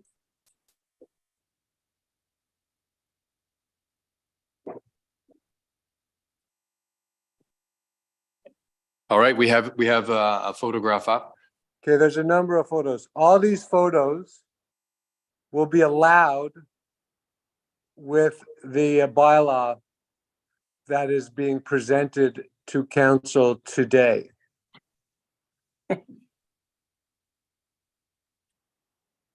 Matter. Excuse me, Mr. Zavitz, can you please turn off your microphone? So all these photos, once again, will comply with the bylaw that the township is putting forth today. Grandfathering in these lights will continue to pollute the sky, trespass on people's properties, and be a nuisance.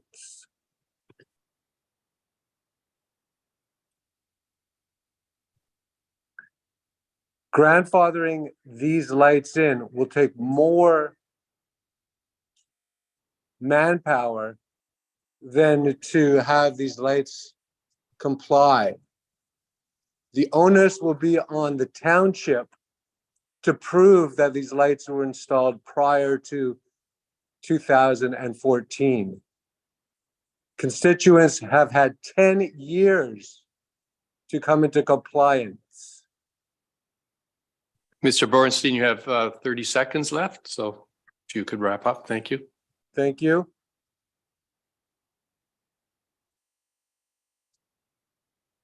I believe this new bylaw is far from acceptable and needs to go back and protect the wildlife,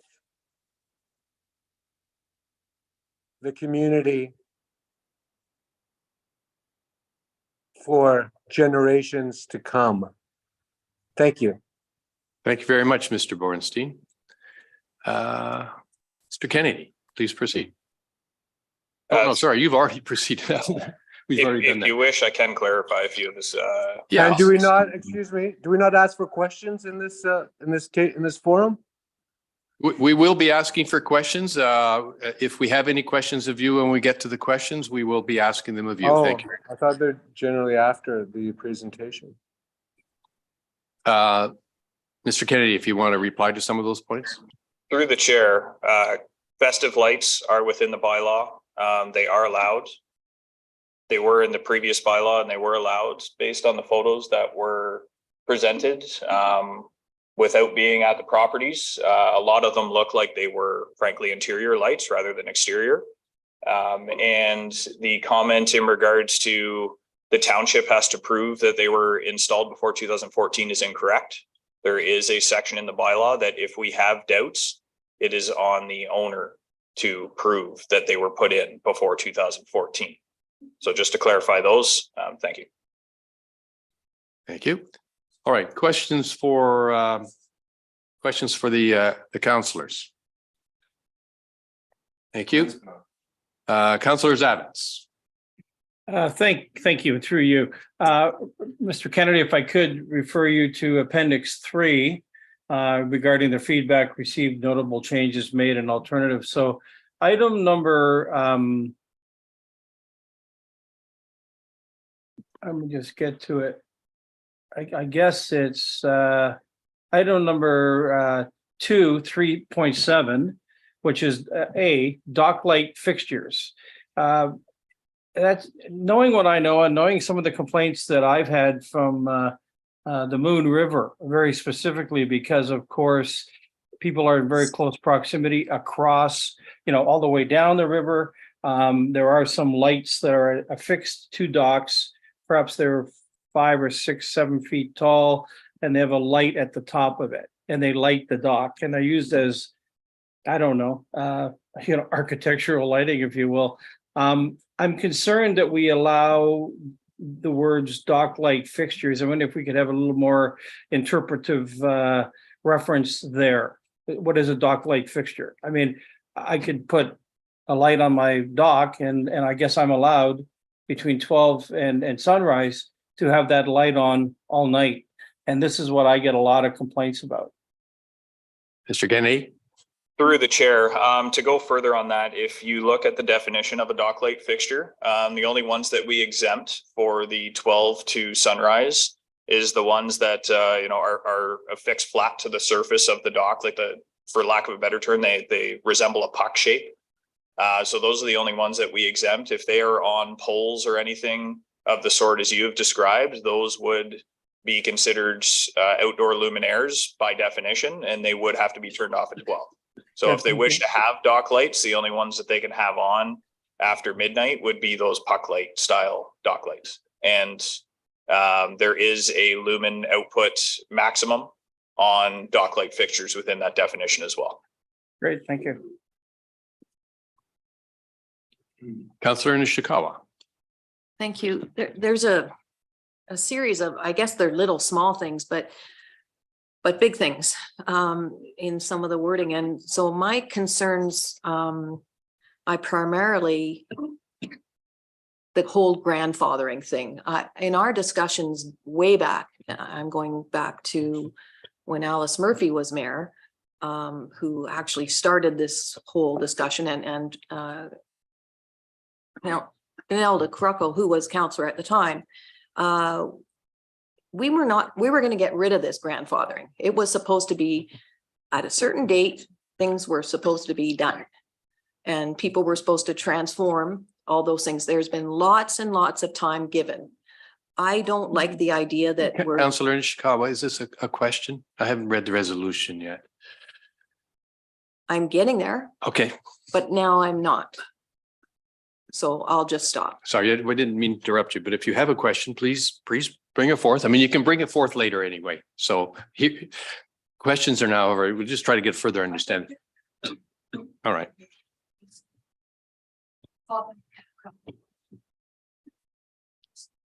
No, very well. Any other questions? Seeing none, let me read the resolution and we can start discussing this file. Moved by Councillor Roberts, seconded by Councillor McIntyre, be it resolved that proposed draft bylaw, proposed draft dark sky bylaw number 2023-009, attached as appendix 2 to staff report bylaw 2023-06 be approved. So let me open it up for discussion from council. Mayor Kelly. Thank you, and through you, I want to just take a step back for a few seconds. I appreciate what we are trying to do. It's important what we are trying to do, and most importantly, it's important that we not just be seen as doing it, but that we accomplish the goal. And with that in mind, I'm going to ask a couple of questions that come from the existing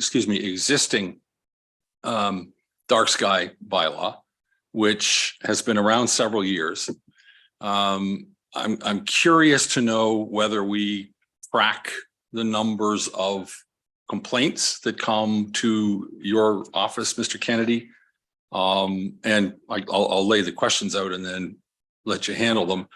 How many of those complaints actually turned into some sort of remedial action, whether it was a charge or whether it was a homeowner who said, geez, I didn't know, and I'll make the change, and he did make, or she did make the change. How many problems have we fixed as a result of the existing dark sky by our direct involvement? Not because somebody decided to do it, but because we had to get involved. Mr. Kennedy. Through the chair, I don't have the number handy on how many files we opened last year for dark sky, but if I could guess, it was anywhere between 20 and 30.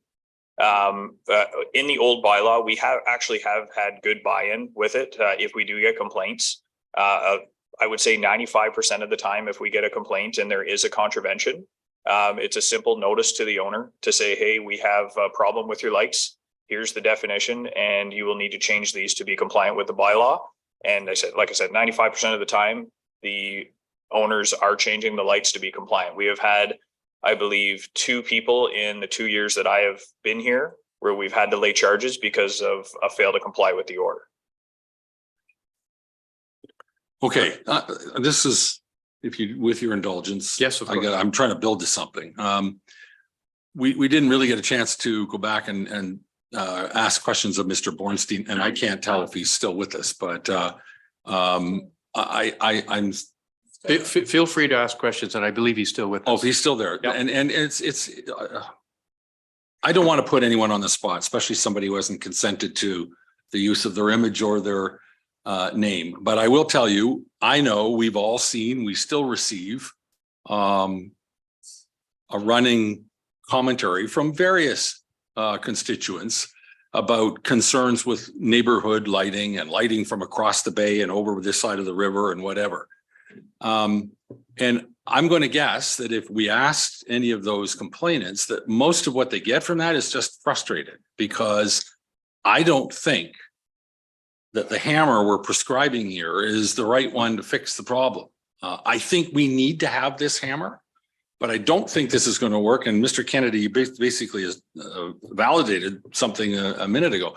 I think this needs to be the last resort in an overarching public relations marketing campaign that says it's not cool to over illuminate. I mean, I'm not a marketing guy, but I like it. We've got to sell people on compliance, because I don't think running around behind them with a whip is going to fix the problem. I don't think it has in the last many years. I think education I think communication, tons of communication, but not communication like we're watching, communication like think of the consequences. How would you like it if?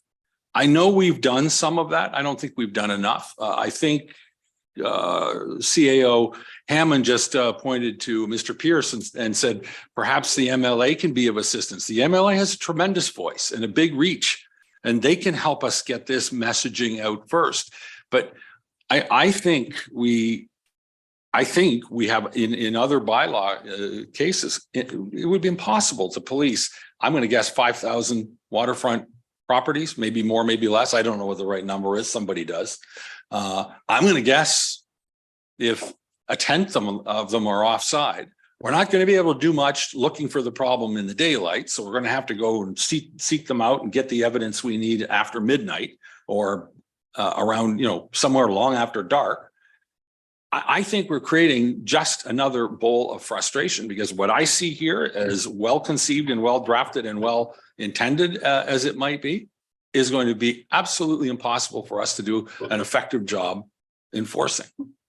So I think we need to reserve this tool as a backstop to those circumstances where a charm offensive fails, where getting the message out and making people want to comply, making people want to adhere to a different code of conduct or live a simpler life or be more respectful of the needs of others doesn't work. And then this gets hauled out, because I think we're setting an expectation in the community that this will be reeled out and somehow magically we'll be able to police it and enforce it.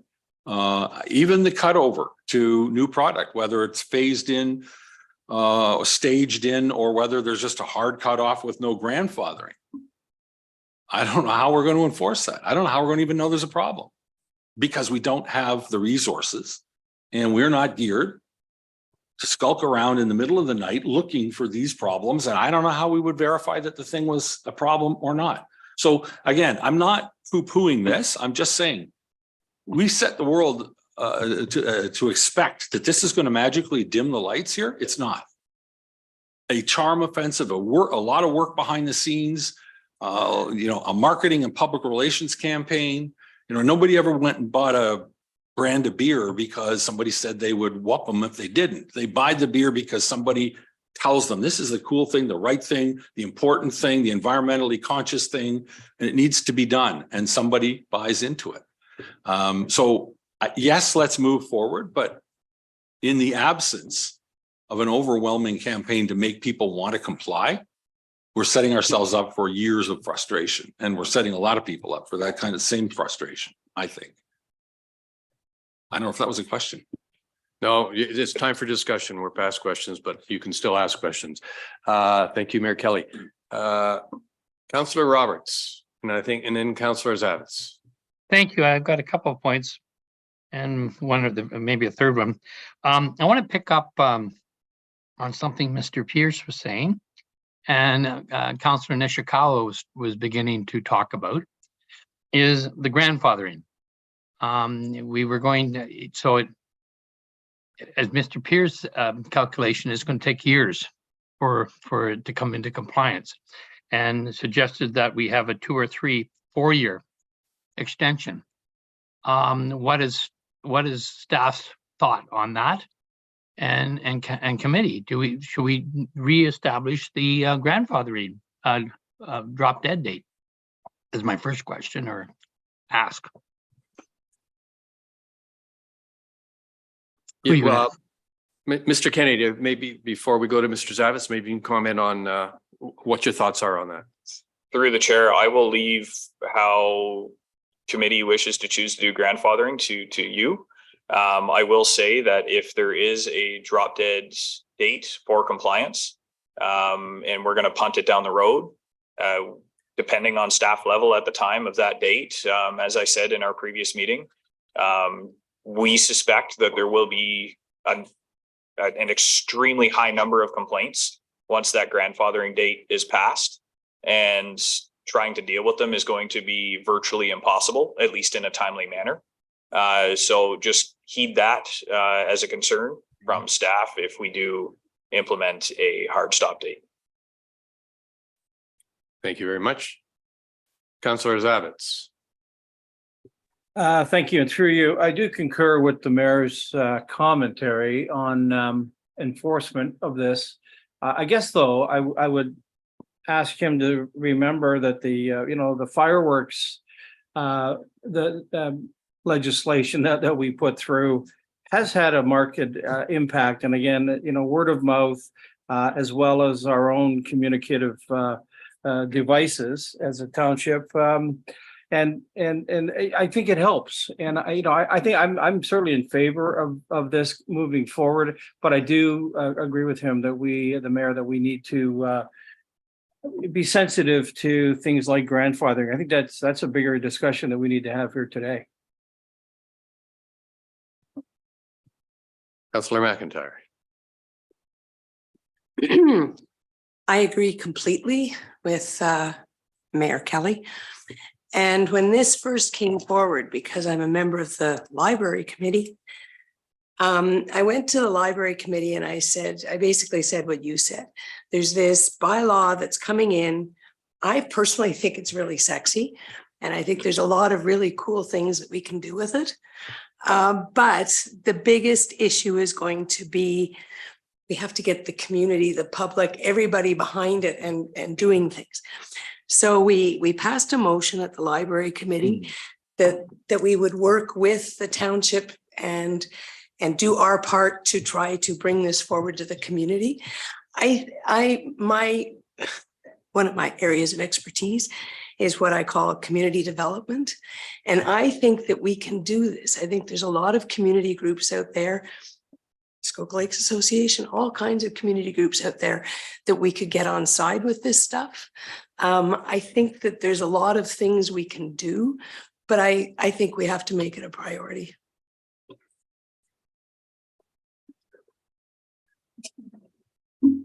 Mr. Kennedy. Through the chair, I think I just want to clarify something that I'm starting to begin is maybe a little bit of confusion around the table in regards to our process. I've heard comments, not even in this committee meeting, but previous ones where I think the consensus around the table is that if we get a complaint and we find a violation, that we're charging people right off the bat, and that is not true. There are certainly situations where we do that, but especially dark sky, we don't, and we won't in this new bylaw. Our process for dark sky and our enforcement process for dark sky usually surrounds the fixture itself. When we go to a property through the day, if we look at a fixture and we can see the bulb, automatically it's not compliant. So we don't need to see it on, we don't need to see it at night for it to be a contravention. It needs to be in a full cutoff fixture so it's easily able to be enforced even in the daytime. The only thing that we may have a difficulty with, and it's noted in Appendix 3, is the late hour section that we've included, because that is specific to midnight to sunrise, which admittedly, yes, that will be difficult to enforce. Without it there, we don't have anything whatsoever. As far as education goes, I've already been working with our communications officer in regards to some educational material that will be going out if this bylaw does go through. And a lot of the comments that were received from mainly the lighting professionals in regards to the lumen output, the Kelvin output, how many lights you should have in a certain area. All of those comments that were relayed are awesome educational materials, which at the same time, I don't think is something that the township really wants to regulate. But it's great to have that kind of thing in educational material to push out to the residents. But like I said, even in this previous bylaw, we have had great buy-in when it comes to finding issues. Usually we are sending a notice out and just saying to the owner, hi, we found your lights to be in contravention of the bylaw. You need to change them. Here's how you can change them. Here's the bylaw. Here's some examples. If you wish, send us a photo of what you want to put up and we'll give you a quick yes or no email back of whether or not it's going to be compliant. Because again, it's about the fixture. So that is our process. Again, we've only charged 2 people in the last 2 years, and I don't think we charged anybody before that. So charging is really few and far between.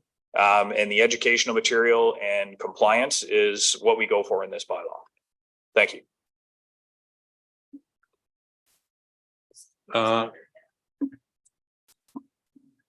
Thank you very much. Councillor Roberts. Thank you. I just had two other things. It was brought up that by the MLA that the bylaw is only compliant to waterfront properties and not commercial. So why, I guess, a question to staff is why is the commercial lighting not part of this? And then I have something else. Thank you. Yep. Mr. Kennedy. Through the chair, we chose to not include waterfront commercial because of the sheer amount of traffic that comes in and out at all hours of the day.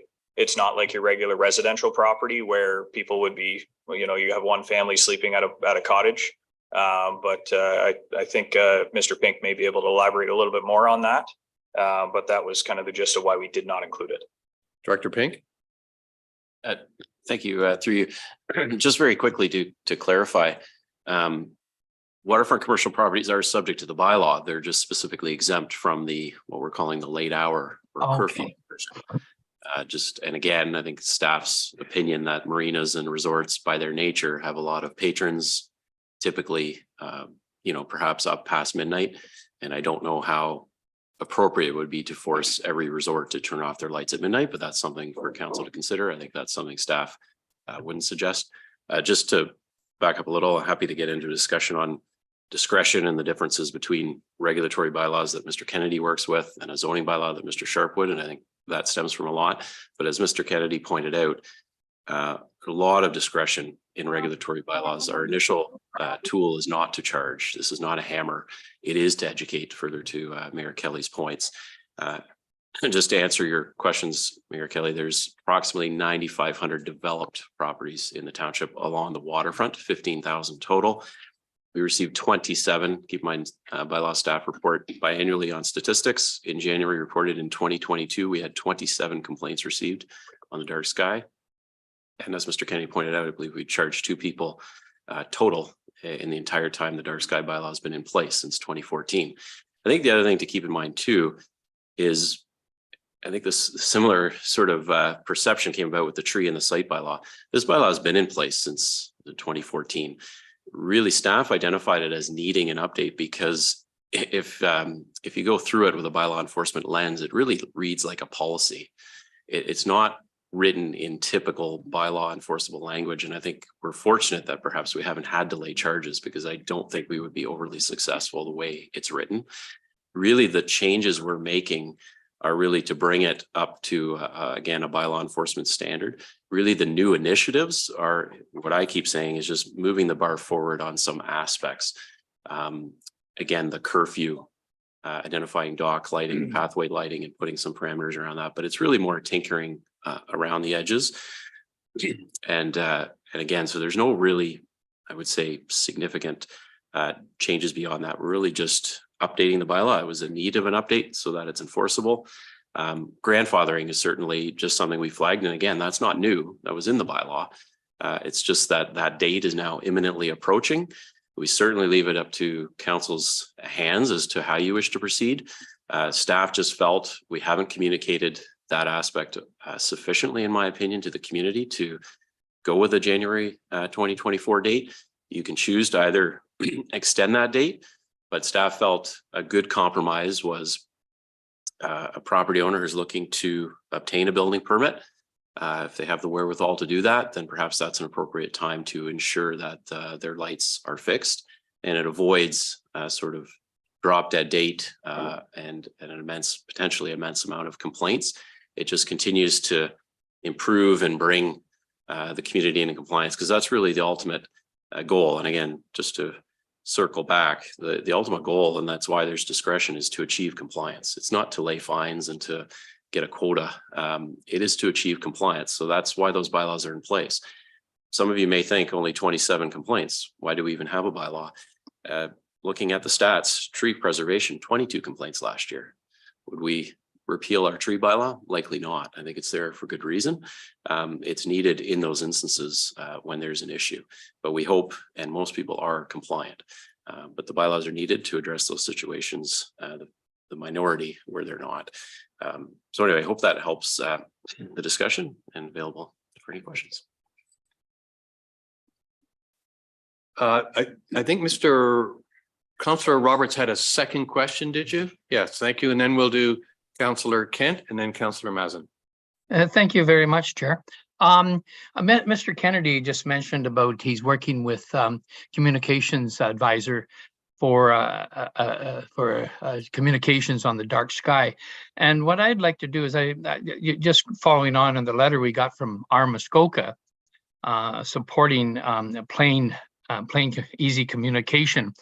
I asked that our communication advisor also involve Muskoka and others prior to publishing anything, get their input on this text and this simple format. And I think they have a lot of valued input, and they've been waiting for this for a long time. You know that yesterday I really wanted us to get started with our plain text, easy read documents.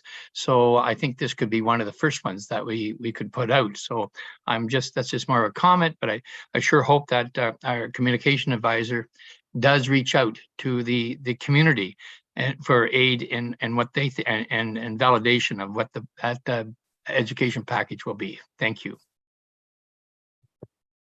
Councillor Kent. Thank you. Could you just clarify for me? I've gone through it. I feel that we're dealing with the outdoor issue very well.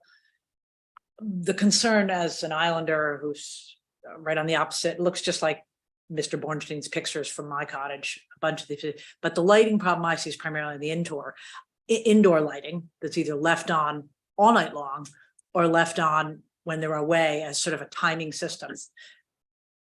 Can you explain to me how you think this tackles indoor lighting in an effective way at all? Through the chair, in that situation, this bylaw will not regulate that type of indoor lighting. The only thing in this draft right now for indoor lighting is if it's nuisance.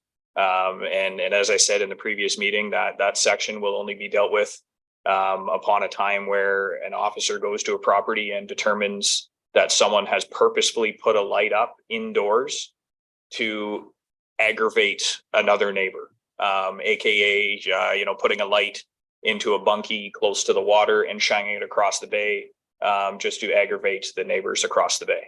That is where that section will come into play, but at this time I don't think staff would recommend regulating that type of indoor lighting that you suggest, but again, I will leave that up to committee on what they decide to do with that. One follow-up, just what I find is when you see those pictures and you see the pictures that I have from where I'm looking at some very obvious problem properties, I believe that you can't distinguish exactly what's outdoor and what's indoor. I don't know how we regulate the indoor problem, which is I think the bigger problem. The outdoor lights, now I can check that they go out at night, or believe that those are the outdoor ones that go off in any of these properties at a certain time. But it's the indoors. We have no ability to do anything about that. I guess that's my question. Should there be some people, particularly people who put a timer on, they're away, they're somehow worried that their island on Sugarloaf is going to be robbed or something. So they have timers that run all night long and the lights stay on, indoors stay on looks like a hotel. So how do you regulate the indoor issue, which is, I think, as big an issue as the outdoor? Through the chair, the municipal act does allow us to regulate indoor lights that can be seen from the outdoors. That is, I believe, verbatim, straight from the municipal act.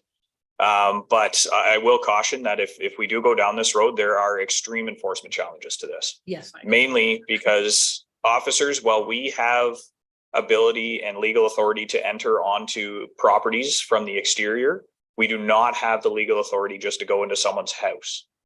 So unless we're invited in to take a look at someone's lights inside of their house after we get a complaint, realistically, we would not be able to do anything. And I don't know if the township would want to go down the road of regulating indoor lights in that respect. The only thing I can think of is that we would start enforcing blinds or something like that on windows that are facing the water. I don't really know, but I just don't think that at this point, with the staff complement that we have, I think what we've produced today is a good compromise. But just one more quick one. Yes. If somebody takes a photo of a property that they believe is in violation, 3 o'clock in the morning, lights blaring, they send the complaint in through the complaint system. The follow-up that could be done, if I'm wrong, would be a letter saying, we know we can't come into your property, but this appears to be the community's reaction. Can we have that kind of correspondence, assuming people want to comply and they're not doing it deliberately? Can we have that kind of at least corrective conversation without getting into these enforcement problems you mentioned? Through the chair, I don't believe any owner would appreciate a bylaw letter coming to them if they aren't actually in contravention of a bylaw. I see where you're coming from. I understand what you're looking for. But without a contravention, I don't think staff should be taking the time to action something like that. We should leave it to the property owners that are in contravention for the letters and orders that we would send. Next in line was Councillor Mazin, then Councillor Nishikawa. Thank you, and through you. And I feel like I might be repeating a few things. I'll try to be brief. First of all, I do want to compliment staff, not only on the report, but also the approach that you did take. It's nice to hear from the community members about the appreciation of the engagement. So thank you for that. Second thing what I'm hearing is good night, Muskoka. Midnight, let's shut those lights off, and whatever that campaign is going to look like just make it playful, fun. And I think we can capture some improved behavior through an innovative and fun approach. It was a surprising thing for me in my last term of council, how aggravated people can get with this topic, and it often ends up being a very acrimonious situation between neighbors, and it escalates quickly, right? It's pretty easy to put on the lights and just do something to annoy somebody simply because it's something they can do. So my last comment, coming back to the campaign, the social marketing campaign we choose to undertake, I think trying to do something in a way that can capture and inspire people and feel part of the solution would be great. And the final thing is, I just want to confirm, and I believe I've heard this, but I did go back and I'm going to talk directly to the Appendix 3 under Section 2, the late hours section. A lot of the times the frustration is in the evening, and it seems to me in this particular case, the intent of the enforcement is to be able to capture those more egregious situations, particularly those that are being left on. Again, the things I hear, if people aren't even on property, they're there away for a long period of time throughout the winter, and it just seems like it doesn't seem to connect. So I'm just wanting one last time a confirmation that this bylaw will allow you, as our bylaw officer, to be able to work with these residents to try and improve that. Through the chair, yeah, we will. I think the section that we've come up with for this latest draft is a good balance between the comments that we received in regards to property safety and the comments we received for people that wish to have a dark sky at night. We are giving the leeway for the boathouses and the pathway lights and dock fixtures. So if people are coming in late at night on the water, they will have some sort of illumination to be able to go from their boathouse to their main dwelling or wherever they're going. And once that's done, turn them off. That's essentially what that section is going to say. But yeah, I would agree that this section would allow us to be able to at least now be able to approach people and say, hey, there's a problem with your lights. It's mainly because you have them on 24/7, and these new sections will allow us to be able to send letters out to owners and say, you need to turn them off. Thank you. Councillor Nishikawa, I think you want to make a comment. Thank you. Through you. It's a comment.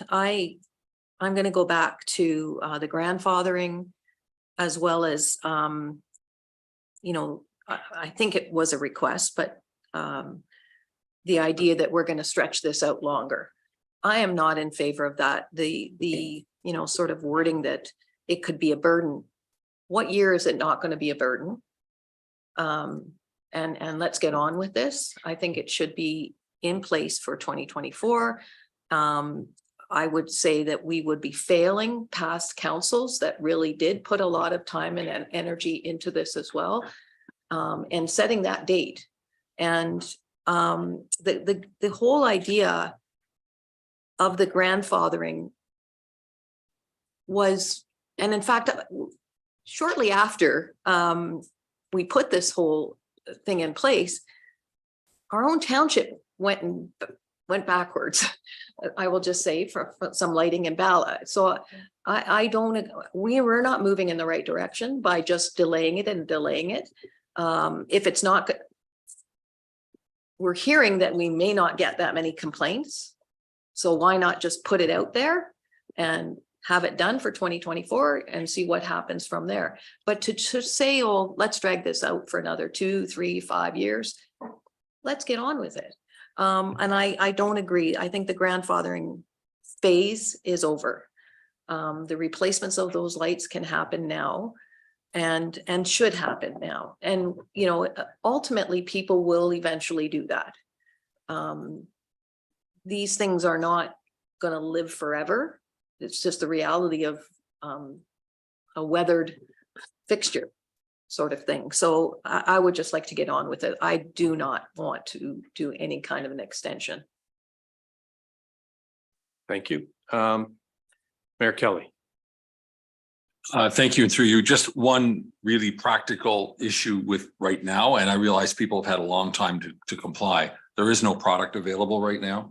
There's a worldwide shortage on just about everything. And just for kicks, I called around to a few within a 50-kilometer radius, Gravenhurst and so forth. I think I found 2 compliant night sky fixtures in Bracebridge, but literally there is no supply. So if you haven't already stocked, unless I didn't call any electricians, maybe they bought it all up. But if you haven't stocked it or installed it now, I think there's very little likelihood you're going to be able to get what you need and get somebody to come and do the installation unless you want to do it yourself.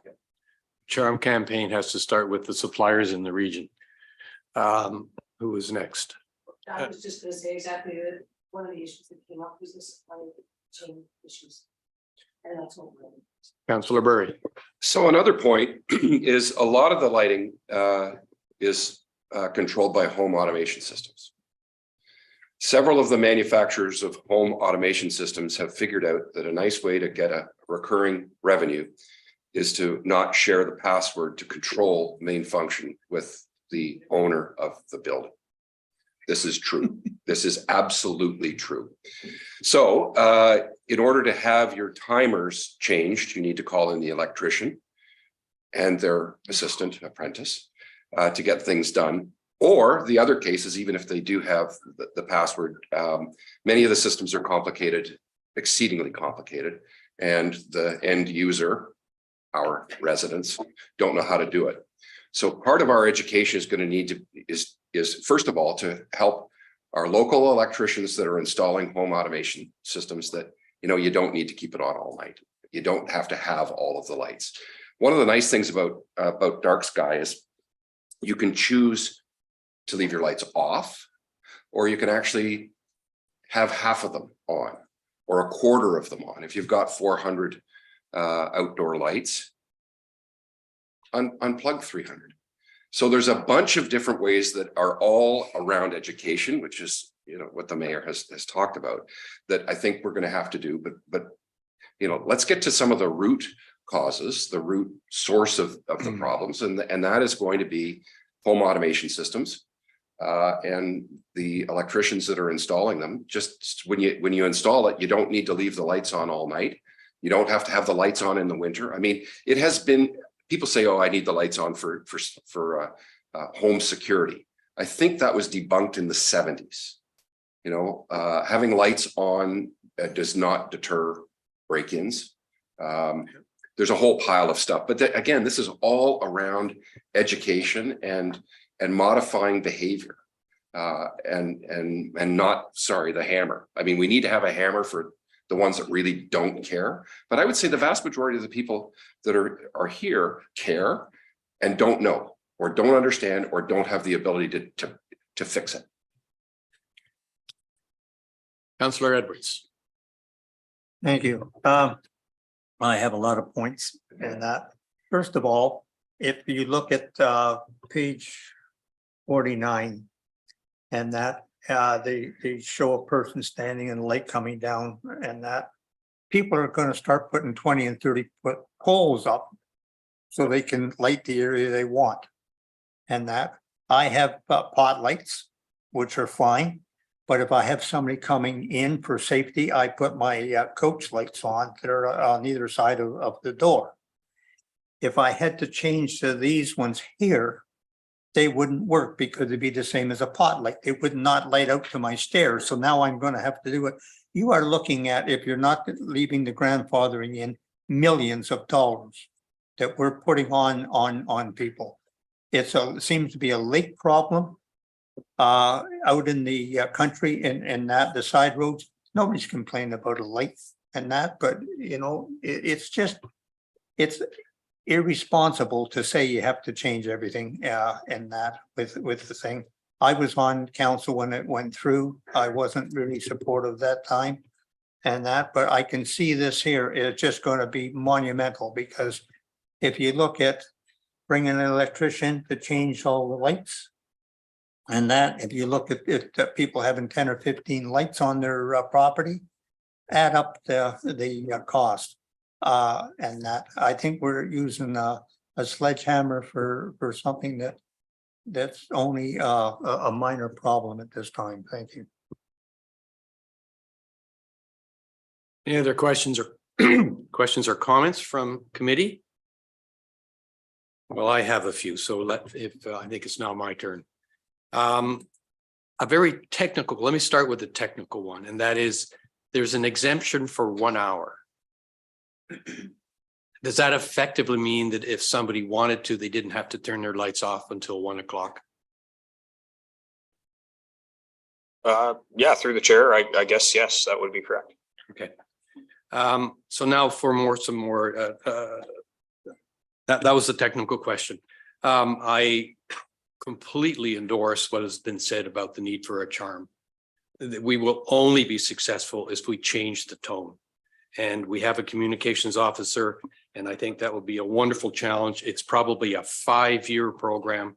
It's not going to happen quickly, but we need to change the tone.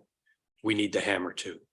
I support what Councillor Nishikawa is saying about the grandfathering. However, I do agree with staff's opinion that we have not communicated this very well.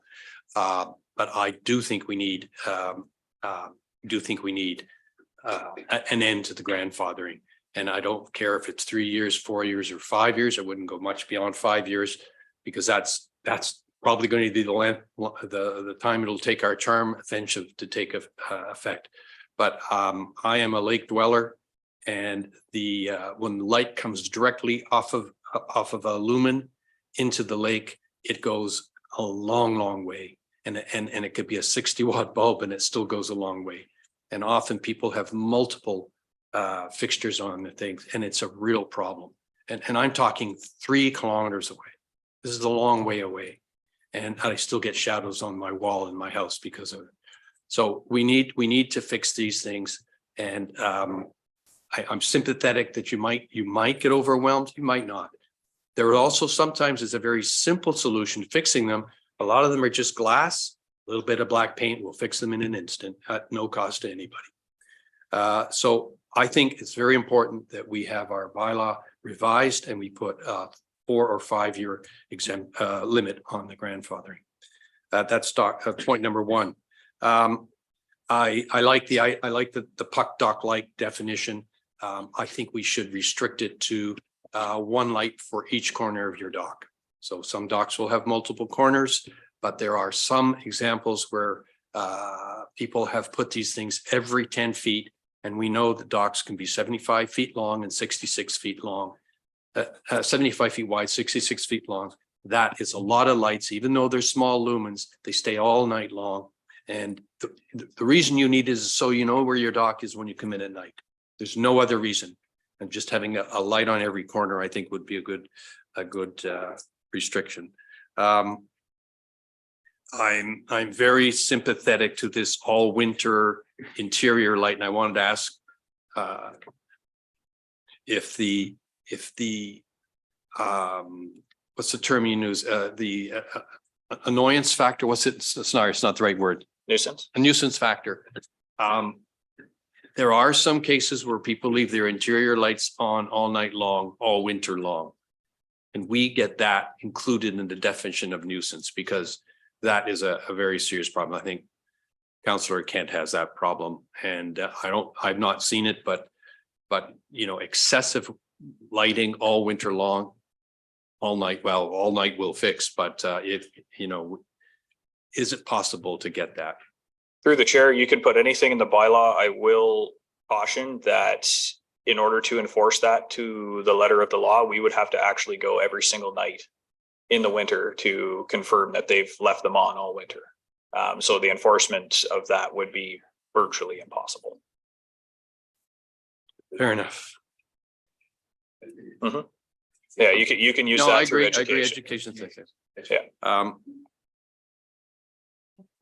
So let me ask, is there support around the committee to extend the end of grandfathering, or do we want to leave it so that it'll take, as Mr. Pierce has pointed out, somewhere between 50 or 20 and 100 years for these fixtures to be replaced? Councillor Mazin. Oh, I'm sorry. Oh, you're unplugging. She's ready to leave. Good. So I'm getting a sense there's no, Councillor Edwards. Out in the rural, I would not take the grandfathering away. I would leave grandfathering in. And that you're looking at millions of dollars. As you said about a little bit of black paint or tape. Some of these coach lights are have the bulb coming up from the bottom. So you couldn't do that. And it's a safety issue out in the country. And that it's different maybe around the lakes. I don't have a problem if and that with the lakes, but I will not tell seniors that are in the rural area that they have to change all their lights. I'm sorry, I will not support that. Councillor Nishikawa. I'm one of those seniors that lives in the rural area. And I will tell you that I also live in a dark sky preserve area, along with some other Deer Lake. David will remind me of all of the restrictions that, you know, when you don't know that you find out later on when you apply for something. But anyhow, lots of areas of protection. I can also tell you when I look out of my deck, and we actually only use solar lighting. And I've said this before, but it's very easy for your eyes to adjust once you've been out for a bit, but we only use solar lighting. But the glows from Bala, for instance, and certainly from Aurelia and Gravenhurst. And in fact, Gravenhurst is reduced quite a bit. They are really enforcing their dark sky bylaw. And as it was mentioned earlier, concerning some of the resorts and things, I absolutely believe that the rural properties should be imposed all of the same restrictions or all of the same rules. The impact is great. And you know, we're talking about not just off of the water, open areas. There's all kinds of ways that light illuminates, especially when the snow's on the ground. It even gets way worse. And honestly, I thought we were that community. Like we started out being that champion, and I'm going back to the 80s, the champion of the Torrance Barrens and the Dark Sky Preserve, and eventually following through with regulations that deal with that.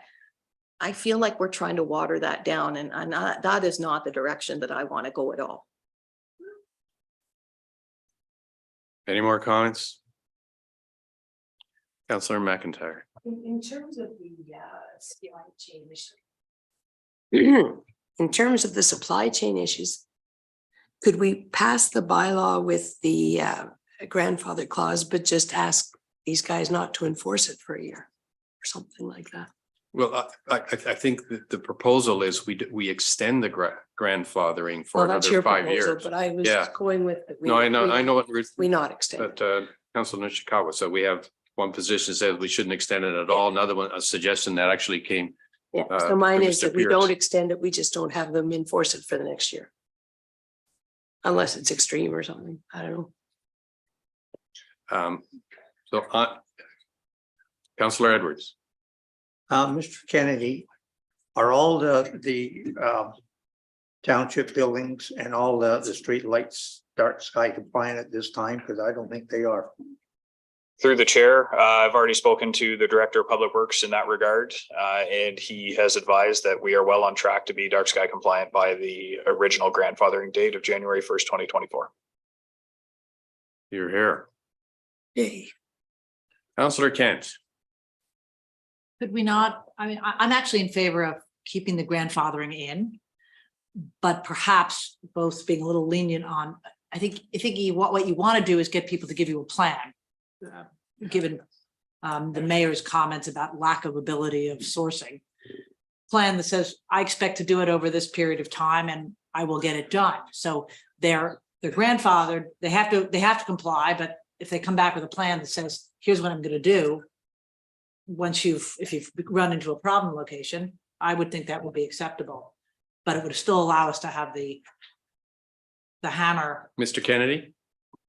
If I can offer an opinion, an idea for this grandfathering clause, I would suggest another way of dealing with this is we could extend the grandfathering date to say January 1st, 2026, 2027, and also include the building permit clause so that in between when this bylaw passes and that grandfathering date, if you have to get a building permit for what it says in the bylaw now, then your grandfathering is now gone.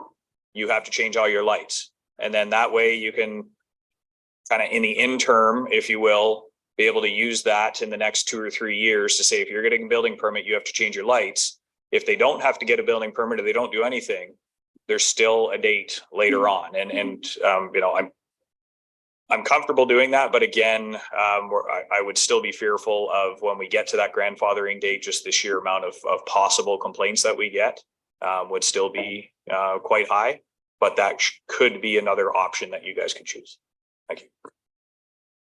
Does that open up? And does that sound like, that sounds like a nice solution where we get some implementation before a potential deadline? It's a very good idea. Do I get a show of hands about how many of us would support that? Are we moving in that direction? Mayor Kelly? We have a deadline right now, and I don't know how we measure compliance, but I'm going to guess that there's a lot of people that haven't paid any heed, that haven't bought the product, haven't installed the product, and will not be compliant. So I guess one of the things that I didn't say earlier that I still have concern about is a resource issue. We have limited bylaw enforcement resources. There is a hierarchy of I won't say importance, but a hierarchy of importance. Some of them involve personal safety. Some of them involve nuisance and the ability to use your property. Some of them involve dark sky violations. Every minute that we spend, whether it's educating, communicating, marketing, reading other people's plans to install lights, is time that we're not spent with this very valuable resource we have, doing other things. So whatever we agree to do, we have to realize we're undoing something else that we also think is important. You can't do that. This isn't being done in isolation, which is why I'm going to say whatever we do in this document needs to be used as a last resort, needs to be considered the last tool in the kit only after this huge undertaking. And it should involve all of us talking to all of our constituents in whatever fashion we can. It involves every lake, road, and the neighborhood association that have a voice and have a reach, and they can help us get the message out. I understand the need for this and I understand the value of it, but at the end of the day, it can't consume all that we have dedicated for bylaw enforcement. It can't consume, for instance, I mean, I heard, or I think it was Councillor Kent, I can't remember. I think mentioning we could get a plan from people that when they're going to do the installation, where would we put what would we do with those plans? Who would read them? Would we file them? Would we make notes on the file? I mean, that's such a burdensome undertaking that I really think this thing needs to stand alone as a hip pocket document to whip out if everything else doesn't work. Otherwise, we're going to end up, the only alternative I see is to many times over multiplying the number of enforcement personnel and the attendant costs to get this, enforced immediately, and always have to ask the question, when we're working on this, when Mr. Kennedy and his crew are working on this, what are they not working on? Because they can't be two places at once. Councillor Kent. Oh, thank you. I guess I had my light on. I'm sorry.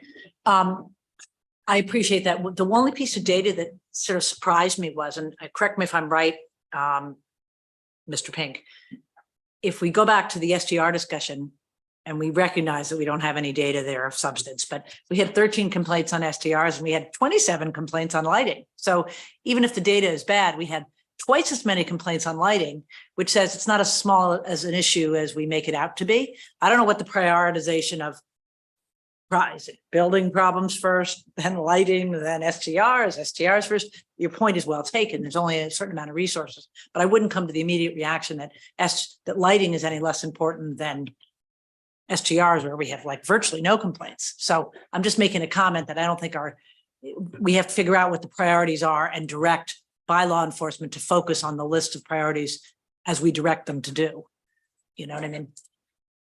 Mayor Kelly, please. If I may, I understand and I agree with you, but that's part of our responsibility is to assess those priorities, and taking a poll based on the number of complaints we got, I don't think is. Complaints are not adequately. We have to have a better sense of where things need to get fixed first and fastest and most completely.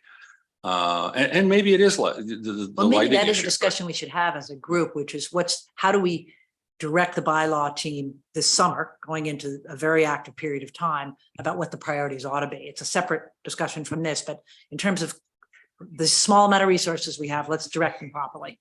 We don't direct the bylaw enforcement. I would just point well, we that give out. them thoughts on potentially, I mean, my understanding of how council's supposed to work.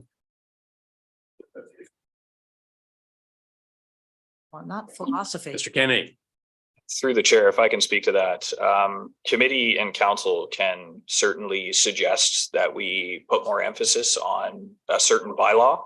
But through the Municipal Act and other legislation, councillors are not able to specifically direct staff to go deal with a certain matter.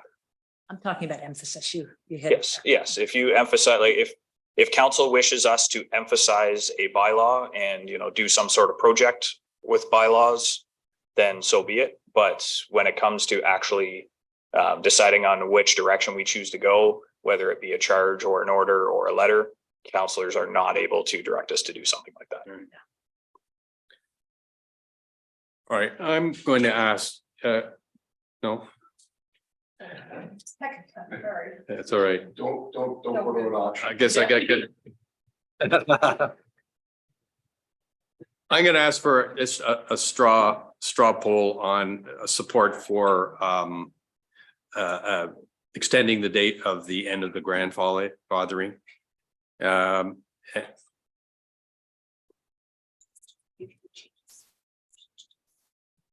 I'm just asking for a straw poll as to whether we're going to make changes. Is that fair enough? All right. The flavor of extending basically what Mr. Kennedy suggested, which was we'll put a deadline, extend the deadline for the end of grandfathering, but keep the clause in with respect to having to replace fixtures, non-compliant fixtures if you have a building permit. So who would be in favor of having that extension? Is that a comment or comment. Yes. Also, we should be saying that leaving grandfathering in. And that because I would support leaving grandfathering in. I'm not in that. If you want to take it for the lakes and that, but I'm not asking everybody to change all their lights at this point. Well, that would be. Oh, I see. Leave the grandfathering. Well, the question is, do we want to have an end to grandfathering and having the period, leaving the idea that we would make them have to be compliant if they had a building permit. So we will have a point at which everybody will have to be compliant, and let's say it's 5 years from now. Straw poll for anybody in support of that. I think you were, Sally. Or Councillor. No, could we not shorten the 5 years to a shorter period? Well, a period. A period. You're lost? Today we have a end of grandfathering on January 1st. No.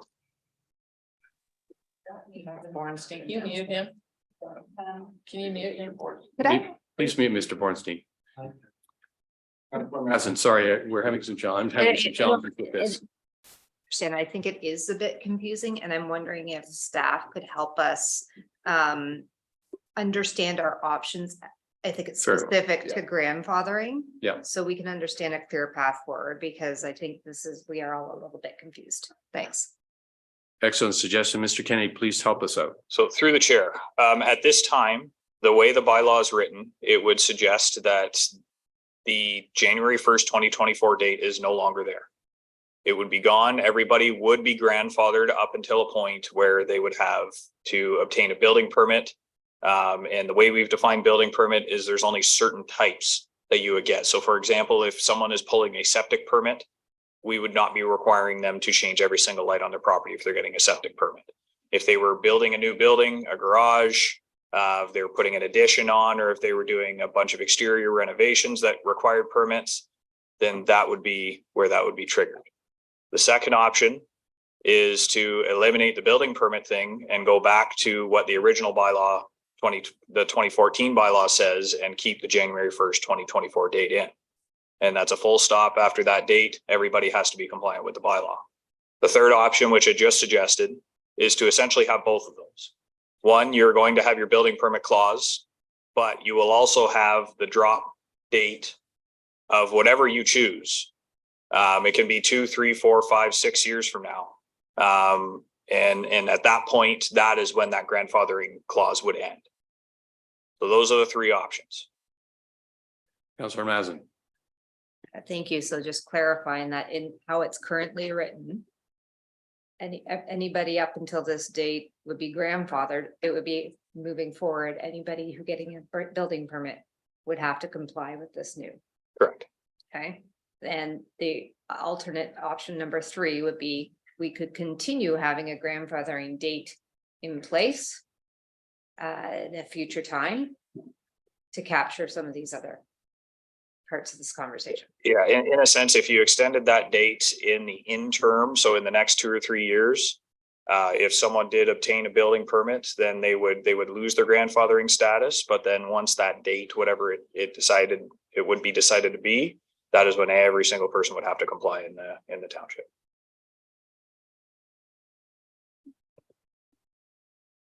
Does everybody understand the 3 options? And what we have on the table right now. Right? That is what we have on the table right now is an exceedingly viable option. It gets something put in place, and we can continue to move forward as we need to and find out where the demand is. Fair enough. All right. So let me ask, straw poll, who would be in favor of option 3? Option 3 is continue with the requirement to change your lights when you get a building permit. And no, I understand, but add, so you'd keep that and add an extension of the end of grandfather. Today you got a grandfather right. The only time people are going, and under the current bylaw, the way it's drafted, the only time people will be required to change their light is if they have a building permit. That's the way it's written right now. So, sorry, if I can clarify. Under section 4.4, if everybody pulls up the draft bylaw right now, I'll give a few seconds for that. We screen share? Few minutes. You want to Yeah, screen if you share? want to screen share, that'd be great.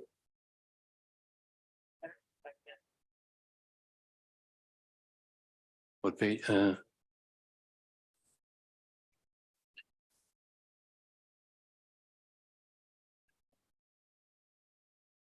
Just the bylaw.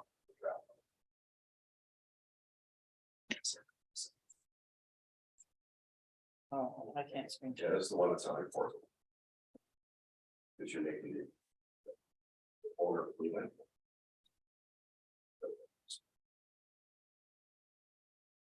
Right.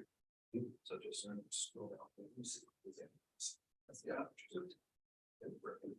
Initially. Just keep it there. Yeah. Where's the?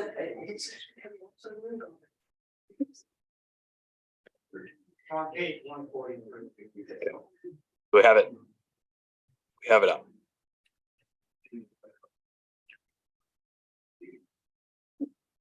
Try So again, through Mr. the Kennedy. chair. Okay, so option one, let's call option one. Is, yeah, we'll use option one as what is in the bylaw, this draft bylaw right now with the building permit. Option two would be revert back to the 2014 bylaw and have nothing regarding building permits and the original date of January 1st, 2024. There would be no change to the grandfathering clause moving forward. Option three would be the building permit section, and then below that would be another section that would say that there is a drop dead date of, say, January 1st, 2027. That would be the only thing that would be added into this bylaw, would be a 4.4 subsection D, that notwithstanding any other clause in this bylaw, every person shall comply with the provisions of this bylaw by whatever date we choose. That would be option three. Does everybody understand that? Good. Councillor Edwards. This 4.4, why was that added? That's because the public have said that that's what they want. Is that not right? Like, why do we change it? Yeah, this changes through comments that were received through the public. That this specific idea was brought forward, and we felt it was a viable option to eliminate that drop dead date, and frankly, because of our concerns with staff levels and the amount of complaints that we could get. It's not a guarantee that we're going to get them, but we always have to kind of think on the worst case scenario, and we do figure that there will be, I would roughly say hundreds of complaints for non-compliant lights, and to the point that's already been made, the township hasn't necessarily done any educational material in regards to the grandfathering date as of yet. I will say in personal experience dealing with people in dark sky, anytime I mention the grandfathering date, they have absolutely no idea. But regardless, as I said before, there is a very good buy-in with the whole proportion of dark sky. When we deal with things, there's very few people that really balk at the idea of a dark sky up here. So we usually do gain compliance, but as I said, there have been 2 people within the last 2 years that unfortunately they didn't want to change, and has resulted in charters. All right. Any more comments? Because I'm going to ask for a straw poll on option number 3.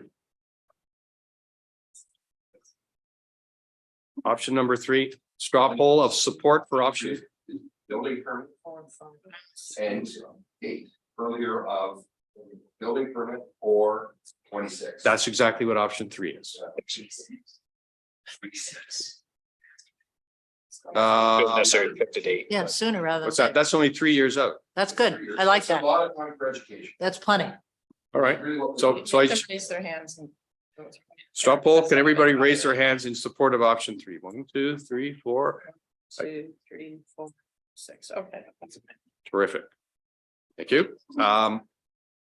So. Yeah, and do we do a poll on the date? Do we want 3 years or 5 years? I would suggest poll for 3. 3. 3 from the move it from the January 1st, 24 to January 1st, 27. All right? So Okay, it's in hands. general sense, that's what we'd like to see. All right, 3 summers. terrific. So can we, how do we revise?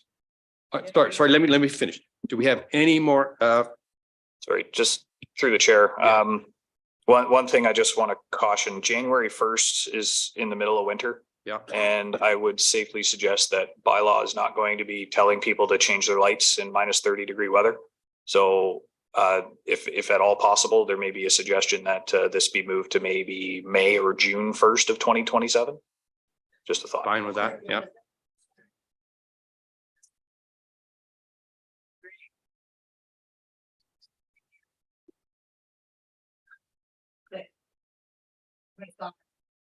Well, I was doing it from the current date, which is January 1st, 24. So if you add 3 to that. No, yeah, fine. All right, so any more discussions? No, So the all right. date is January So 1st. clerk, procedure for having, I think the suggestion has been that we can read this. I mean, do we need to? We've read that, so we can amend it to say and ask staff to bring it back when it comes to committee, to council rather, with this minor change. Can we suggest that? So through you, Chair, if I Yes. may speak, I would suggest that we do pass a motion to amend. And I'm hearing that we're adding a section under section 4.4 of the bylaw, a notwithstanding clause for a full compliance date of June 1st, 2027, or are we keeping it January? No, June. June? Am I correct? Yes. Okay, thank you. So you're revising the bylaw? Yeah, we're gonna print it. Just give us a minute. All right, so we're revising that bylaw and we'll reread it. Councillor Edwards. What if they can't get supply in 3 years? Oh. Because like I said, nobody is stocking these things. I just Go bought and check. 2, and that's why I'm concerned about Yeah. this comment, because I just bought 2 this week, so they're not out there. Through the chair, sorry, to Councillor Nishikawa's comment, weirdly enough, I actually went to Home Depot this past weekend to actually take a look at lights, and there are, at least in my area where I live, there are an abundance of dark sky compliant lighting available. I don't know about up here. I can't really comment on that. But if there for some reason is a supply chain in the 3 years, that is where our discretion comes into play. Thank you. I went on to a significant retailer in the metropolitan Toronto. There's 821 products available and in stock, all dark sky compliant. Yeah. Councillor Mazin, while we're waiting for this to be printed. I also think just for further comfort, maybe, this is 3 years out. We're just going through this whole process because it was forced upon us from a 10-year process. So I feel confident in what we're putting out there. We'll go through an exhaustive, hopefully, social marketing campaign. Yeah. We'll probably have many lessons learned. So just if a member of the public is concerned, that's still 3 years out, and we can always go through any adjustments at that point. Thank you. But you already have included them. With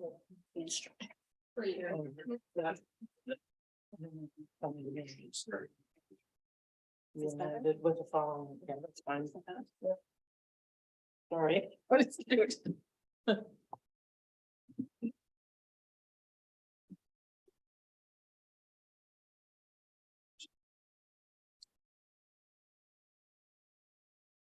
think there's a bit of case we're dealing with double negatives. You know what I mean? The end of something negative.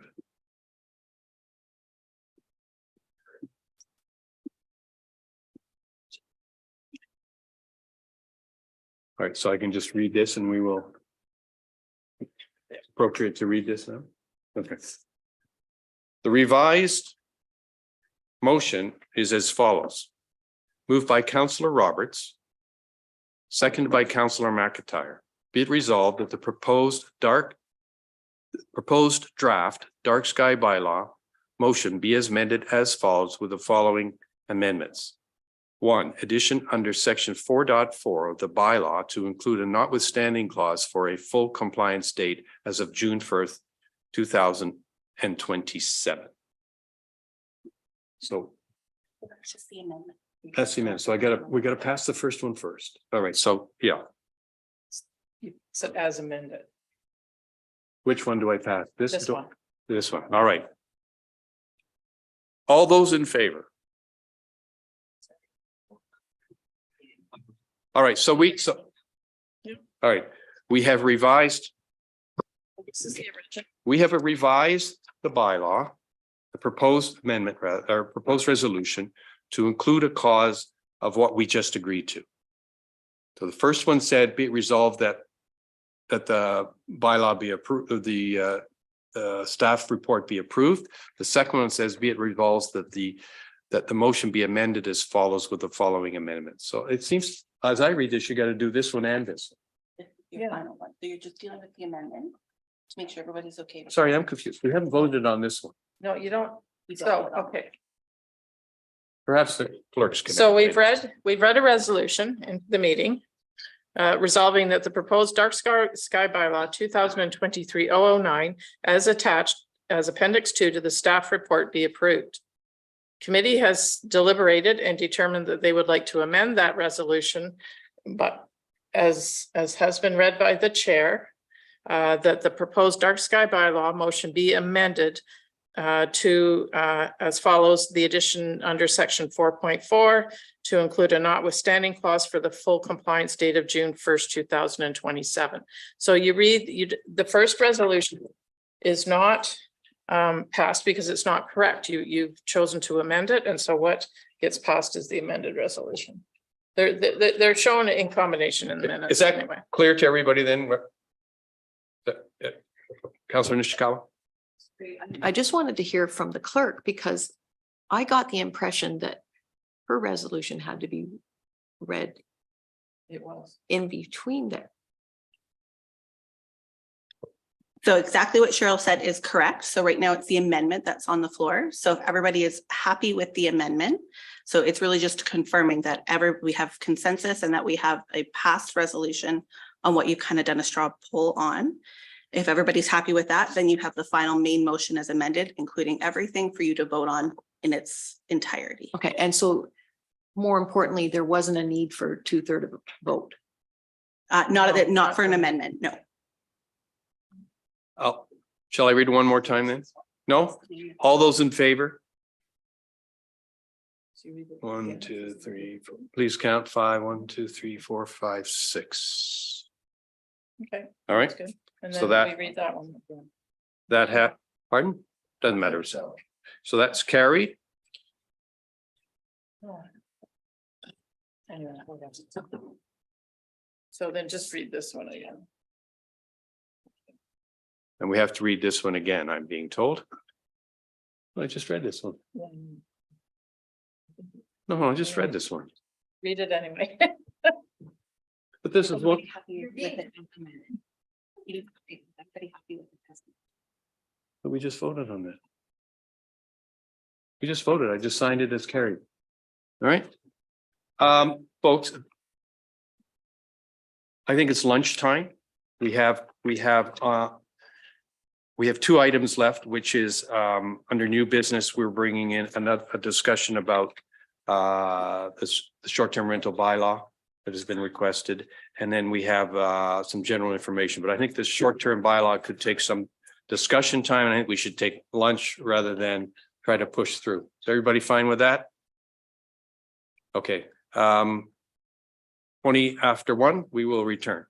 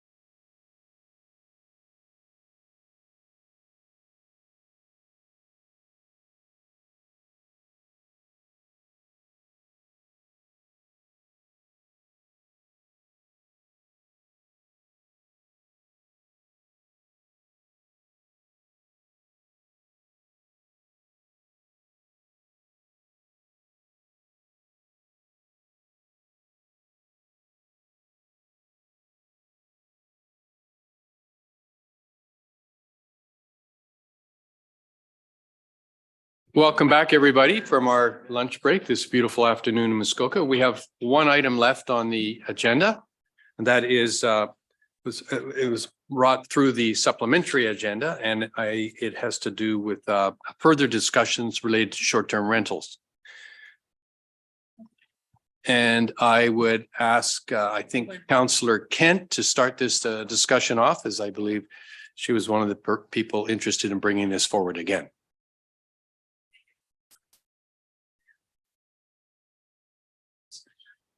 They actually fell off the agenda. Thank you. Okay. This is not intended to be a long conversation. We're missing Mayor Kelly, though. He's getting a drink. Oh. He knew Rob was tied in. Yeah, he did. Get them down quickly. Oh, dear. Oh, here comes the subject of our gaiety. Rob, what about what about Making sure your arborist wasn't dealing with the purging on the tree cutting bylaw.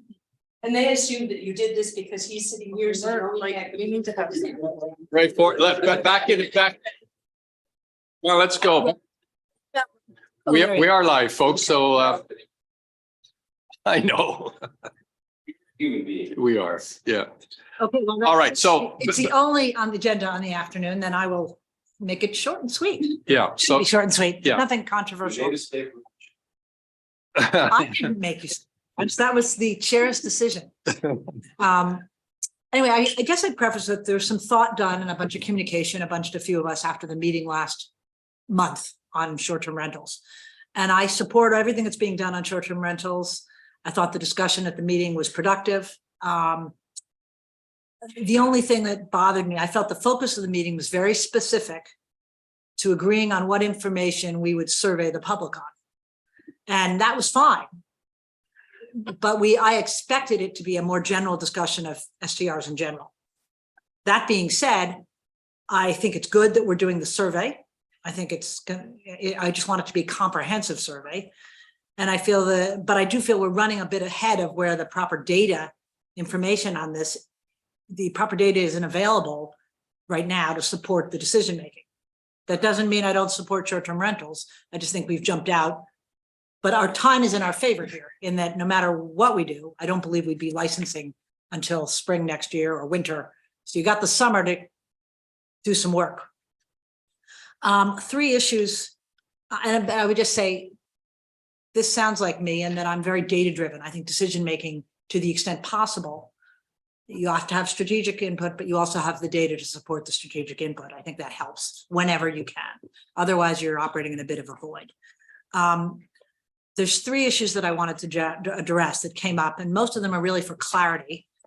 So I've taken up the liberty of drafting up a resolution with Crystal's help. Rob and I have talked about this. I feel there's 3 things that we need to do post the meeting. I think that we need to clarify to the public in our survey and with a resolution that we're going to have that we are still in the decision, we're still in the evaluative phase on this and that no decision has been made. Okay, that doesn't mean that we're not going to get there, but we're going to do a survey and we're going to present the material that we want input on that survey, but they need to know when they're filling it out that no decision has yet been made. So I just want that clarity. We had this discussion at the meeting a month ago that did the resolution last year say that we'd made a decision? No, but I want clarity because I don't think it was clear from our meeting and the direction of that meeting that a decision had not been made. And I'd like to have it be in the survey right up front that we're evaluating this, we seek your input, but no decision has been made. The second item is that I would hope that the survey requests includes, we were very good about creating that laundry list of all the items that we want input on.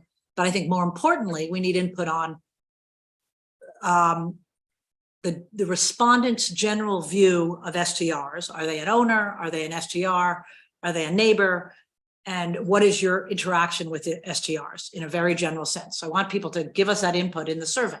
So I just want to make sure that the survey has enough broad-based questions in the front end to capture the other data in addition to the very specific data that we talked about last meeting. So it would just be and I believe that staff are going to do that, but I'd like to make sure that the survey is comprehensive and broad so that we solicit general information about people's thoughts on STR. And lastly is I think it's an improvement process that we can make. We have the summer to try to capture everything we can capture. Okay. And I keep going back to the Seguin data. Seguin had 250 complaints, 7 of them they all related to the same 7 properties. And I may be wrong on this, but I believe that Seguin turned STRs down at their, the licensing program down. I don't know if it was dependent on the data. It doesn't really matter. Just the data is an important input. So my suggestion would be that we use the summer as effectively as possible. I'll give you an example of what I'd like to see. I had a complaint come in. I emailed back the person immediately and said, appreciate your comments, and made some general chatter about what we were doing. I also directed them and explained the importance of them to the link on the website where they could put their complaint and explained why we needed them to do that.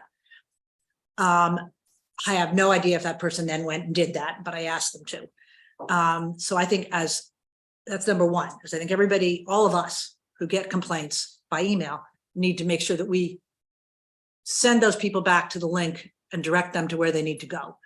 Number two, I think if we took in all the complaints that everybody on this committee got by email, and I'm new, so I haven't had that many, but if you counted last summer, how many Peter got and Ruth got and Alan got, and you added them all up, we'd have 300 complaints, not 13 in the system.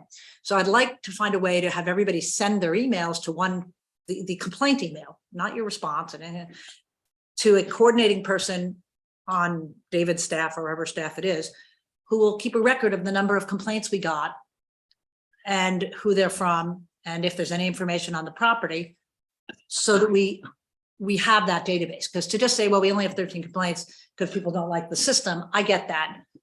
Let's see if we can find it the alternate route, which is let's use our emails, let's send them into somebody and collect that data for the summer period of this month. So it would be from now through October, we'd have a great window into what's happening.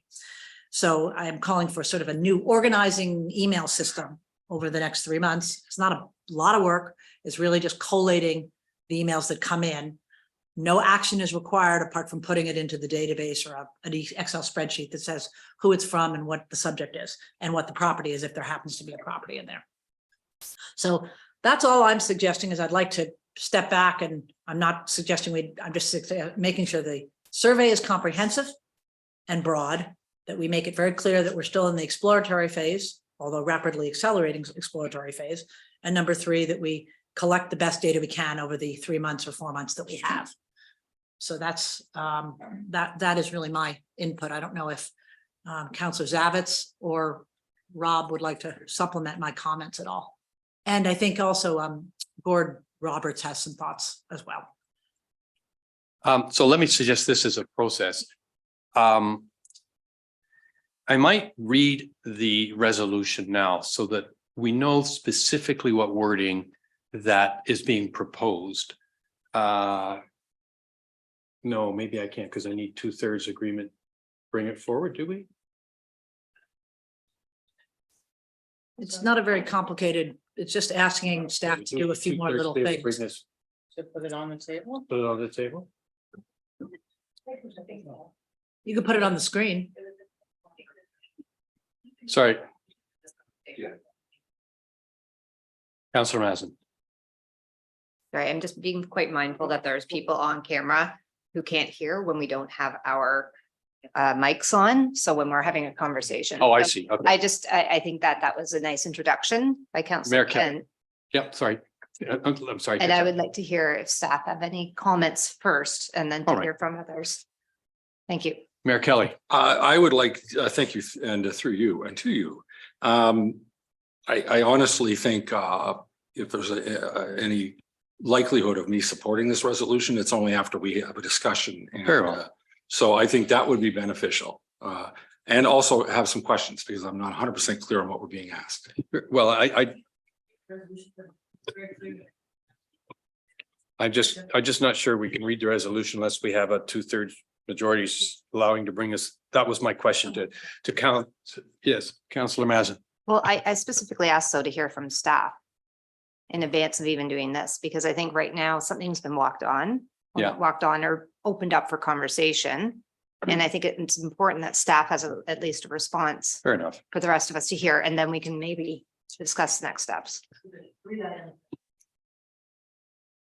Fair enough. Let me ask Mr. Kennedy to make some comments. Through the chair to the, I guess the second comment, I think, in regards to the survey questions. Rest assured, those types of questions are incorporated into the draft survey questions that we have created already. So those have already been dealt with. As far as the tracking goes, I will point out that the number 13 is the number of files that were created.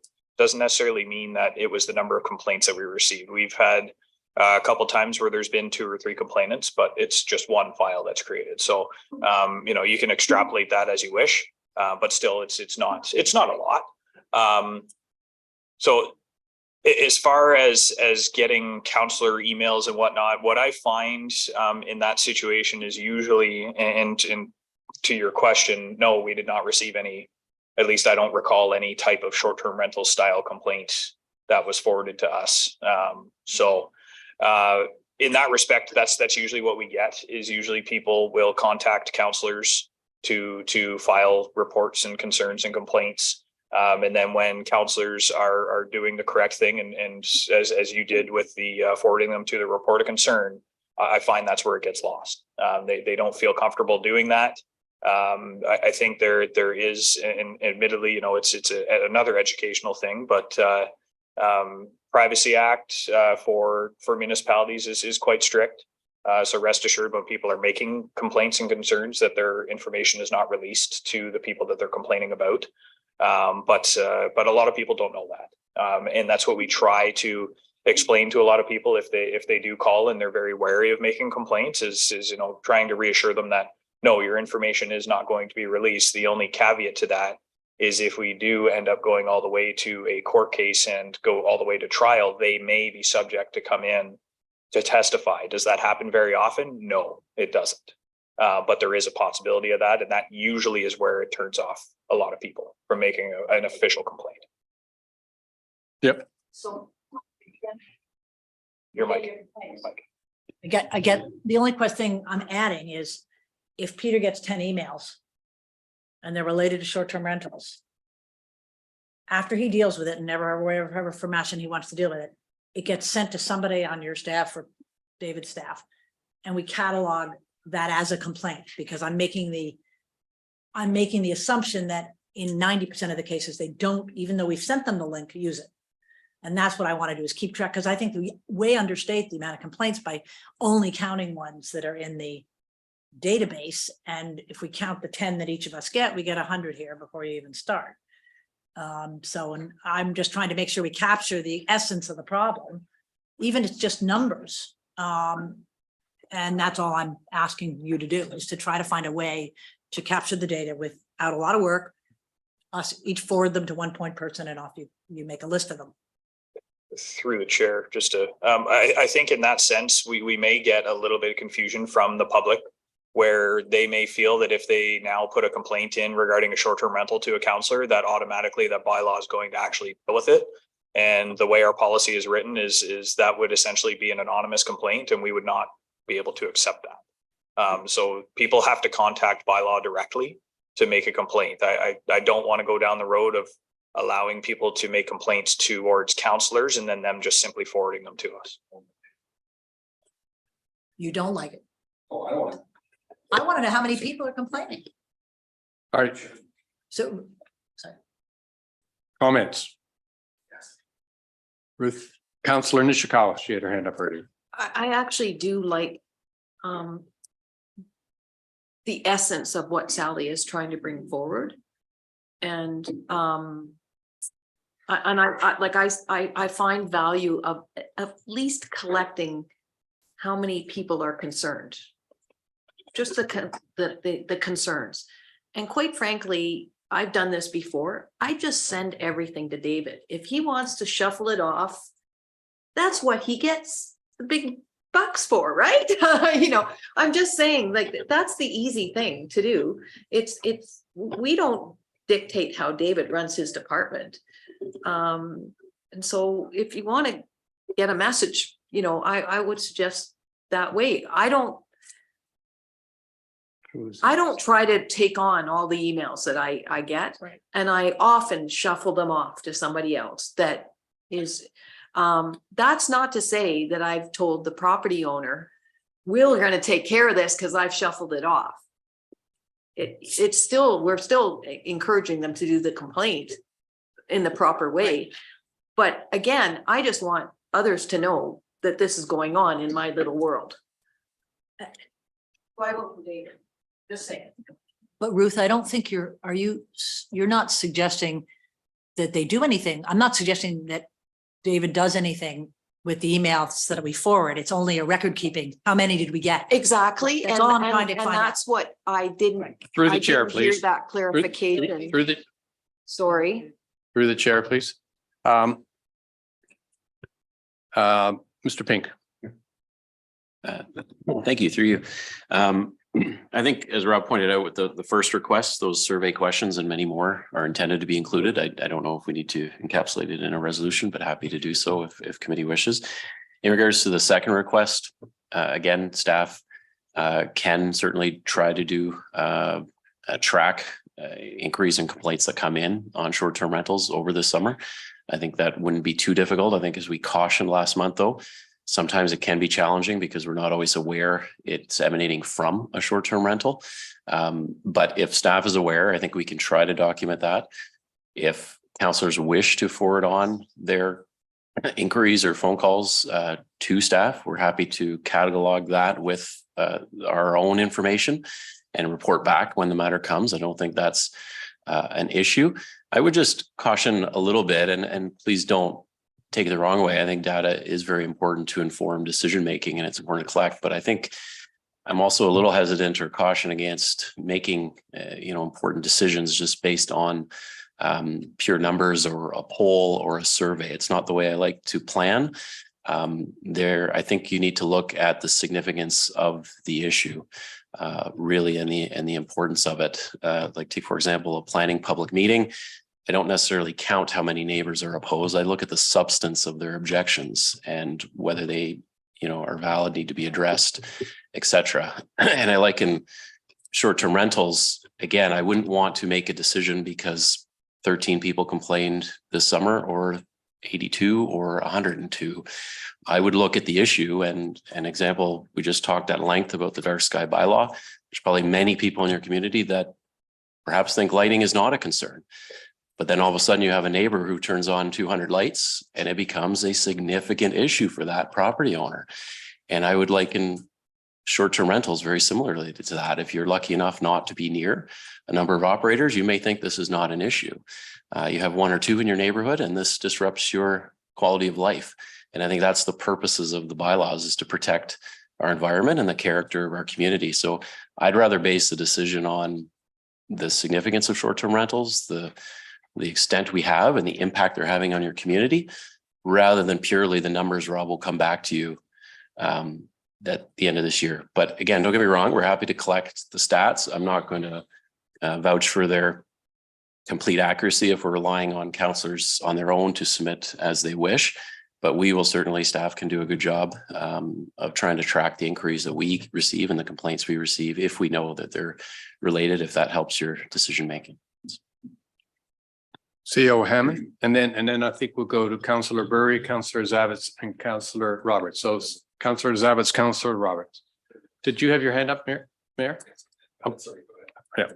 Thank you for acknowledging, Mr. Chair. So I would agree with Mr. Pink's comments with respect to the substance of the issue. Just for clarity, so as it relates to emails that you may forward, those would be sort of for reference purposes. And I think to go back to Mr. Or Chief Bylaw Enforcement Officer's point, official complaints need to be lodged through the official process. Yeah. So merely by forwarding a complaint that you've received, that don't expect that to be acted on. The comment going back to the ratepayer should be, we have a process, you know, if you wish to follow that, please do so. And then Mr. Kennedy will attend accordingly, or one of his staff. That said, another approach in sort of sending them one off is for you to tally them up over a month and forward that number. So if there's an agreed upon approach, I would suggest that there should be, if that's the way you wish to proceed. Thank you. I will go to Councillor Zavitz, Councillor Roberts, and Mayor Kelly. Councillor Zavitz. Thank you, sir, and through you. I think, you know, this is important to, as many discussions we have, get off on a tangent.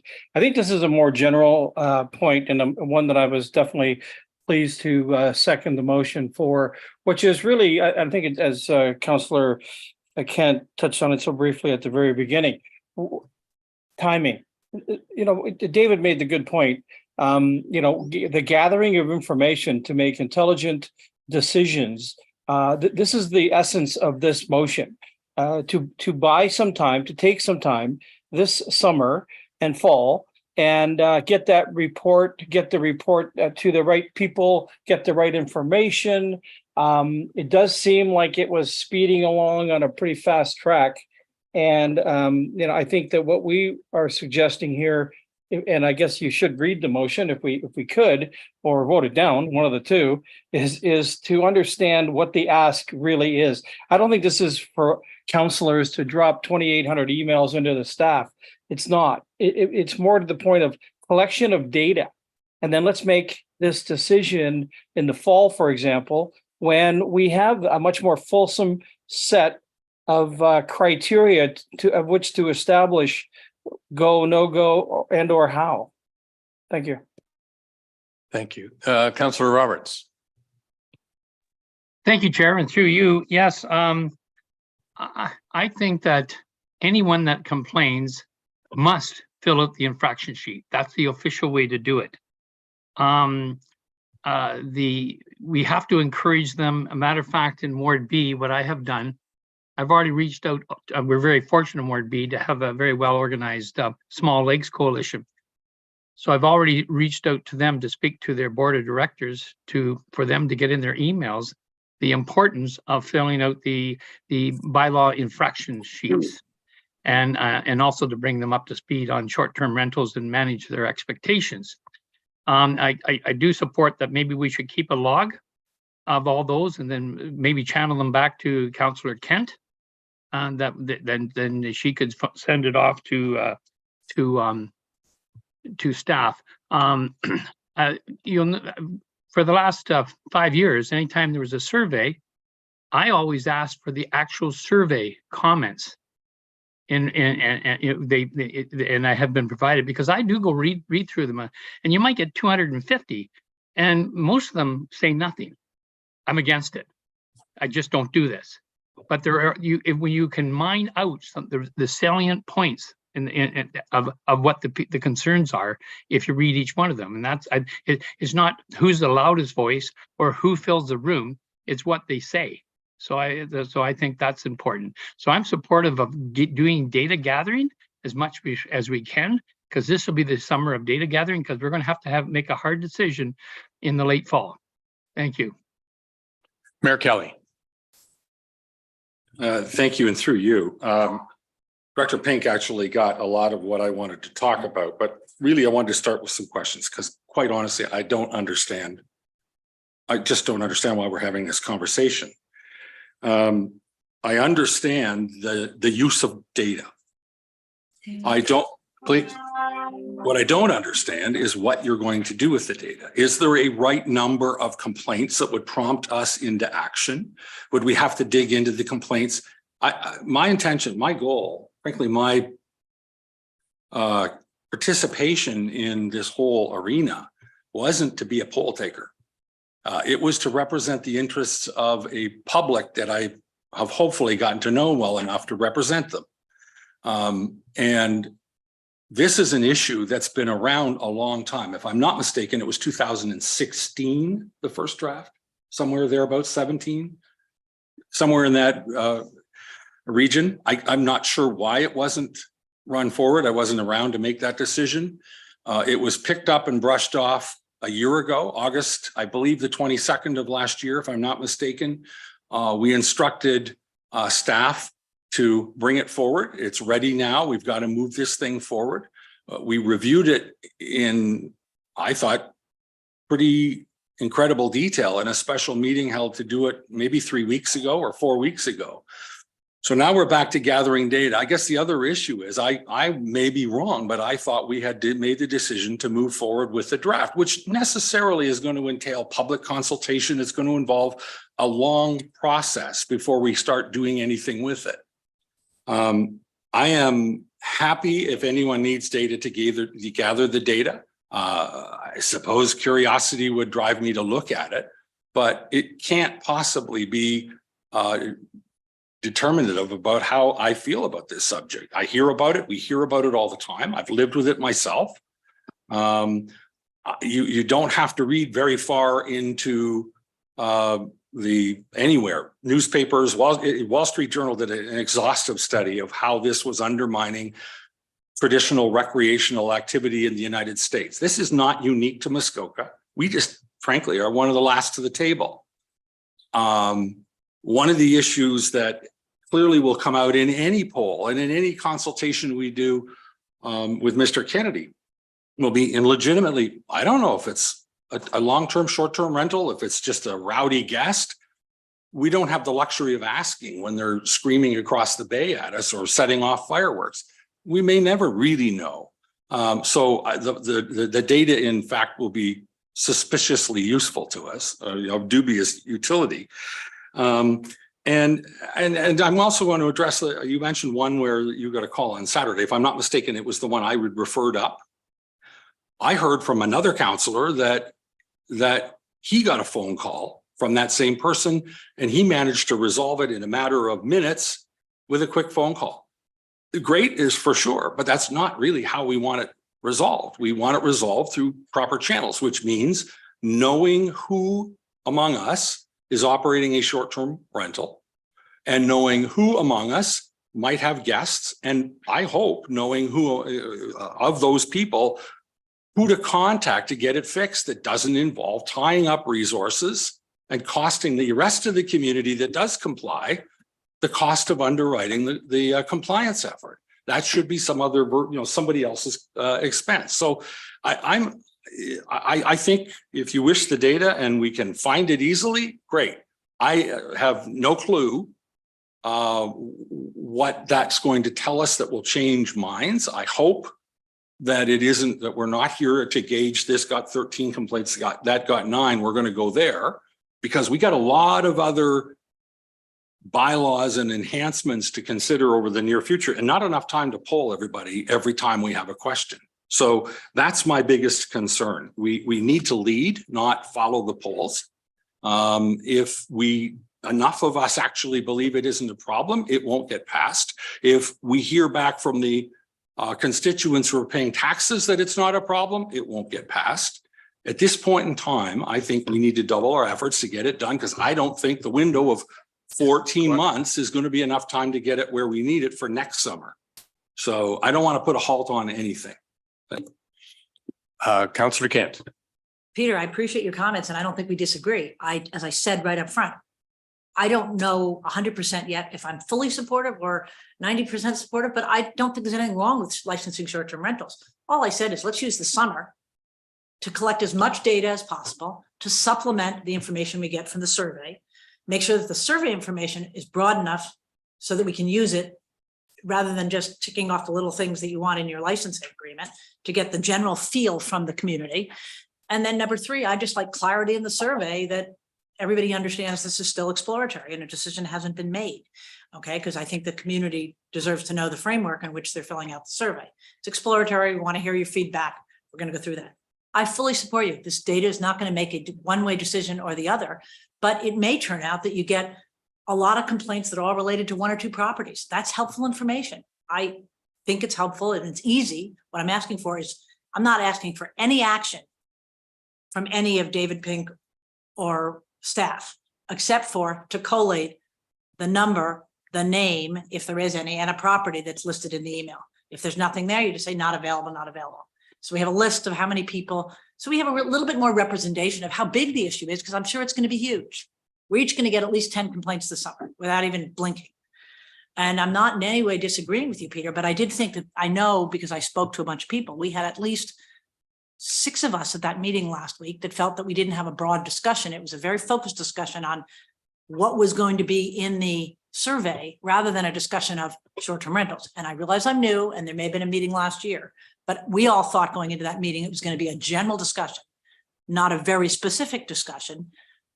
And that's the way it is. It's done. It's over. All I'm saying is here's 3 little things I'd like to have happen post that meeting. And I don't think any of them are disagreeing with you. Absolutely. And as I said, I learn and maybe I can figure out how to make this make sense enough to support it. The question that has to be, I have to understand is, what are you going to do with the data? What will the data do that changes our approach on this? That's all I don't understand. To talk to my constituents, if somebody asks me a question, I want to know that if we did get 200 complaints and it just turned out that it was a very concentrated base, I'd like to know that.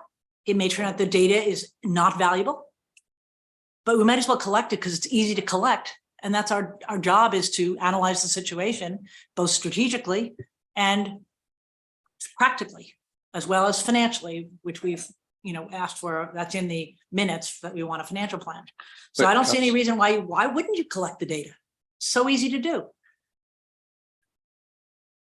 So I'm asking you to try to fix it. I'm just stuck on what we do with the data. What will the data do to change what we decide to carry forward to the public? How will that be affected at all? Well, to just put up our hands and say the data doesn't work, first of all, I'm trying to get everybody to direct people to the link. Number 2, if we can't get the link to work, let's find another way to capture the information.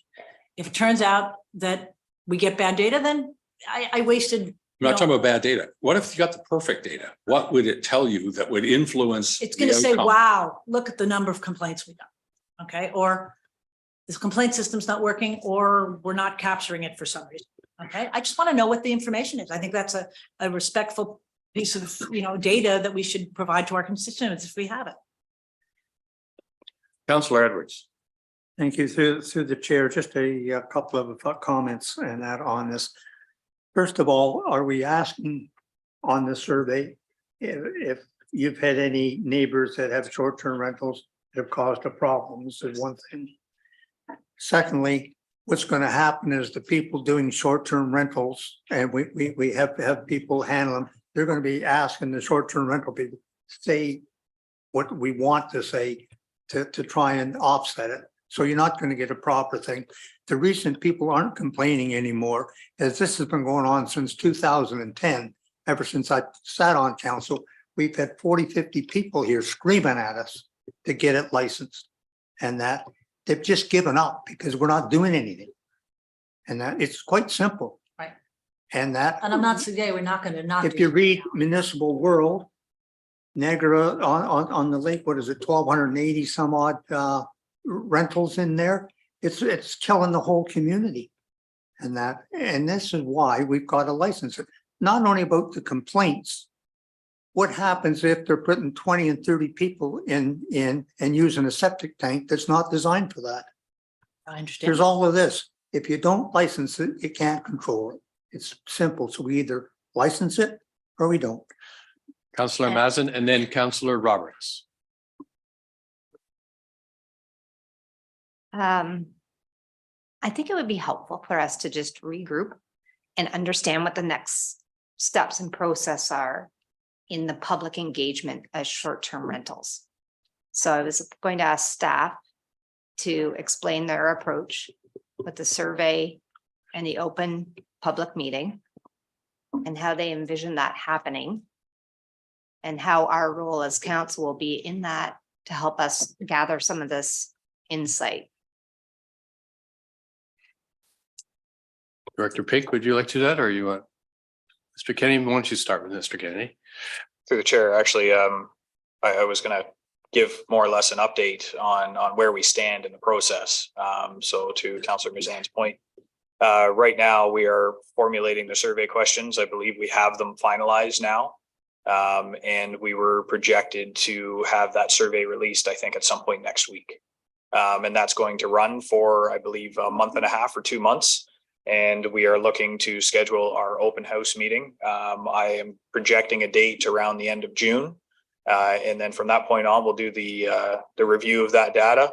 And in between then, we'll have a public meeting that involves council to allow for the public to make comment and then move on from there. So at this point, the survey is going to be released, I would think, next week. That open house is yet to be determined on the date, but that's where we stand at this point. I'll just leave it at that. Mr. Kennedy, could you outline, in addition to the questions that we discussed last month, could you outline some of the other data that you will be collecting through the engagement process that might address some of the things that Councillor Kent would like to see?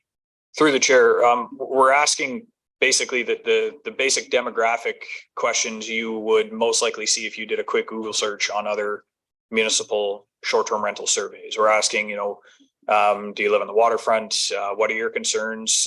Name your top 5 concerns, things like that, before we actually even get into the questions in regards to what we had our meeting about last month. So there's going to be a bunch of preamble questions to gather that specific data on what are the concerns, where are the concerns, and then go into the information on what would be actually in the bylaw. And would that include a question with regard to as to whether the respondent is a rentor? Correct. Thank you. Director Pink, and then supplemental from Councillor Mazin first, and then Director Pink. You prefer you go first? All right, Director Pink. Well, I just wanted to add that I think I mentioned that at the meeting a month ago, we certainly will frame the issue first and that we're exploring the issue. I think that'll be clear in that we don't have a bylaw yet. So we will certainly gather that demographic type information at the forefront. That's certainly the intent. Councillor Mazin, and then Councillor Roberts. Thank you. Supplemental, and thank you for referencing last month. I didn't have the benefit of sitting around the table when this was previously discussed. What I had the benefit of over the last 4 years was I was the recipient of a lot of people whose quality of experience here has been significantly impacted by a global trend, which is called short-term rentals. So as I sit here today, what I think I heard last month from Director Pink was an assurance that this will probably be one of the more engaged topics from his experience. So perhaps you could maybe assure us that I know you can't guarantee it, but do you anticipate that we're going to be having robust public involvement in this topic? Mr. Director Pink. Thank you. Actually reminded me, I lost the thought in my previous response, but I think exactly that. I'm fully expecting some pretty robust engagement with this, but I think also just speaking on the importance of the data and the collecting the stats, I think what you're likely to find is also a very divided community. So if you're expecting a survey to come back that says 98% want to regulate and 2 don't, I wouldn't count on that. You're likely going to get a lot of data that says the community is divided, and it's going to be a difficult decision on you. And hence why I say look at the issue and the significance of it and the importance of it and factor it on that rather than on the survey results. To put it into perspective, if we get several thousand survey responses, that will be a phenomenal rate for most poll taking. And we know that we have close to 1,000 short-term rental operators in the township. I suspect they're likely opposed to regulating their own business. You will likely hear an equivalent amount that are in favor of regulating because of the impacts that those 1,000 are creating. So right off the bat, I can tell you, you're likely to get, similar to Seguin, a nice 50-50 or 30-30-30 split on the type of issue. And hence, again, I wouldn't want to put all the weight on the results of this survey or the number of complaints that Rob and his team received this summer. I think you need to look, as I think Councillor Edwards correctly pointed out, we've been studying this issue for years, at least 10 now. I recall many meetings where the room was packed with people clamoring to regulate it. And I think that's, again, the feedback you hear And not just oppose, but also the feedback you hear from the operators about what their concerns are with regulating and how to address it. Make it an efficient process, a user-friendly process, not a financially punitive process, et cetera, to address their concerns, but then also balance it with those who have issues with rentals and how the licensing bylaw will help, them. And that's, I think, the greatest input and what you should learn from the feedback, not, again, the pure numbers at the end of the day, as interesting as they might be. But I think you're going to find it's pretty split. I could be wrong. I stand to be corrected, but I suspect that's what you'll find. Question for David and then Councillor Roberts, who's been waiting patiently. Oh.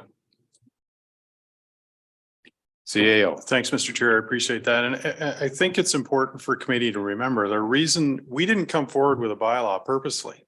We came forward with a series of questions to guide what questions we wanted to ask the public. So we didn't want to presuppose or predetermine the solution or what people were thinking as to what should be in the bylaw. That's why we're asking the questions. That's why we're going out. So I think that sort of is to Councillor Kent's point, is we're going out to ask questions. I'm not sure about the data part of it, but certainly I look forward to the responses to inform how we seek direction from committee to prepare a bylaw. Councillor Roberts has been waiting a long time. That's okay. Thank you. Not a problem. I have two questions. The first one is to staff and maybe to David. David, when we do the surveys, I think you allow one survey per email address. Is that correct? Is that what we've been doing?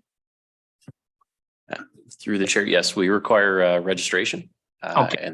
And then we limit it to one response per registrant. I would suggest maybe if we're not doing it, that they should also include their property address, Muskoka property address. So that would be a checks and balance that people don't flood the ballot box, because we have no idea where the email is coming from. And it's just a checks and balance, and whether that's you can hang your hat on that or not. It doesn't, just suggesting that.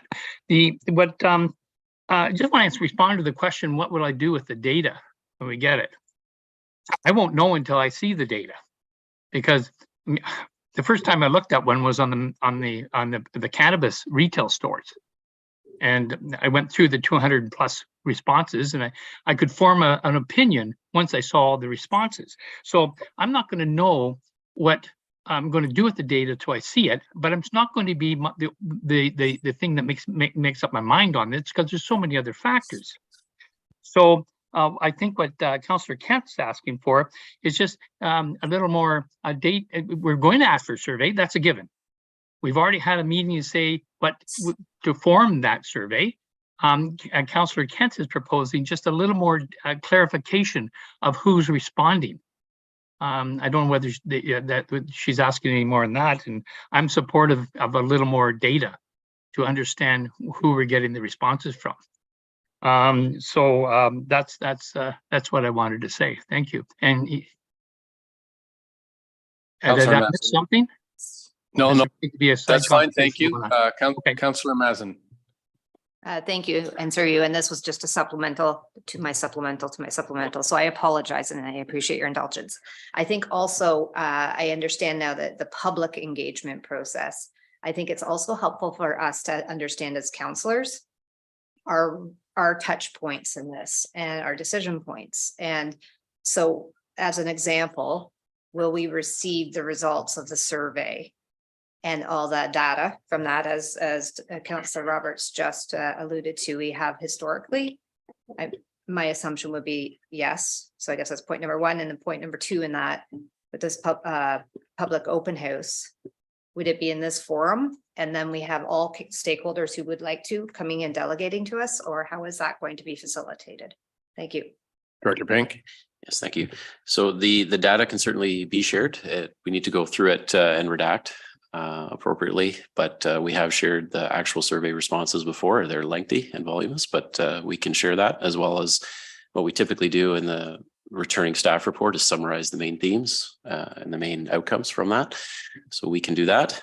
Certainly with respect to the format, keep in mind an open house is more, it's not for necessarily collecting the information, but disseminating it. So the open house is, bylaw staff, myself, come here, meet with us, chat with us, learn about the bylaw, ask your questions so that the community can inform themselves on what we're proposing, so that when we have the public meeting shortly thereafter, they will come informed and submit their either written or verbal comments to you.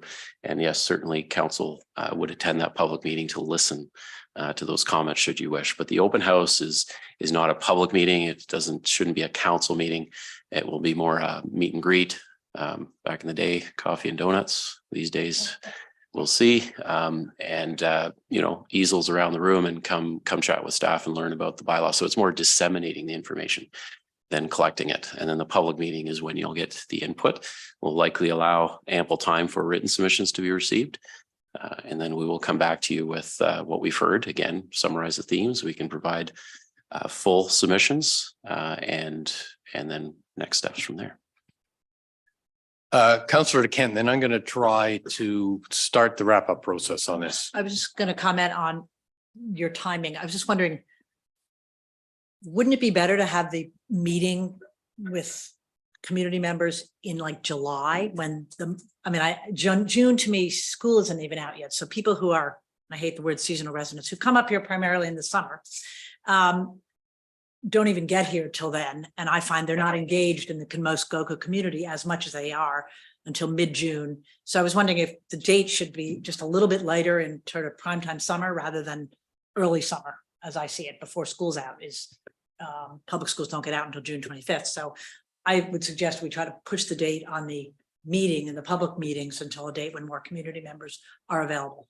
And then number two, I would just for the record want to state, I've told you this, Mayor Kelly, I've told almost everybody in the room, I'm in favor of licensing. Okay, I see that numerous benefits, and all I've been asking through this whole process is to let's use the summer to capture more information. Whether it turns out to be useless, that's another issue. It's not requiring much, if any, staff time. And I don't think it's an unreasonable request to capture as much as possible. And I just want to make sure people understand this is not a negative comment. This was a let's try to get everything we can before we actually stamp it. So thank you. And Mr. Kennedy, if you want to reply to the first part of that question with respect to timing. Through the chair, the public meeting, I don't see happening until August or even September. The open house, I would suggest would be around the end of June, maybe start of July, depending on where we can get with the survey and what's happening and frankly, how busy we are. Because in the summertime, if you aren't aware, we get a lot of complaints and we're usually out and about most days. So it's going to be a balancing act on being able to do something like that. But that's kind of the projected dates. They're obviously not solid and they can change. But we are looking to have both of those meetings in the time where, as you said, that the seasonal residents are here so we can encapsulate everything. Thank you, Mr. Kennedy. There are two elements really to what's being discussed here. One was, are we going to have a fulsome number of questions in the questionnaire? And my sense is that staff has given us a very complete answer on that. And I think we should be happy with the kind of data that the staff is going to be collecting. I think we will get all the data we need related to the survey through those expanded questions. I'm not going to just deal with those ones coming out the last meeting. So the second half of this is, should we have a broader data gathering process, which basically captures the amount of emails that come to each one of the councillors, so we get a minimum, a numeric count, and perhaps some idea of what the issues are. And on a third level, maybe we even have some idea of which properties are the problem. And I think I get the sense that we're quite divided on that in the room. And I would like to get a sense on, whether we want to pare back our resolution to just deal with that or include something that staff is already committed to do. But if we could just have one more sort of final go around on, how do we stand on collecting the data that comes through the councillors and their emails. Director Pink has suggested that wouldn't be overly burdensome for staff. But some people feel that that's not information that would make any difference or be particularly useful. So, you know, I don't particularly like showing a show of hands, but I think we've had fulsome discussion around this. How many people think that we should be asking staff to do a straw poll? How many people think that staff should be collecting? We should be, all the councillors should be sending their information and staff collecting that. If I could just get a straw poll of how many think that should be happening, going around the table.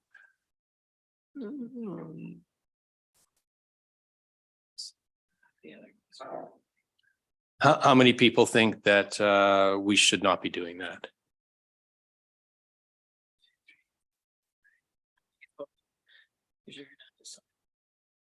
I'm going to decide. I will vote. I will side with that we do not need to connect it. All right. That's a difficult decision to make because I wasn't there when I started. I think that's the end of our meetings. We do not have a resolution.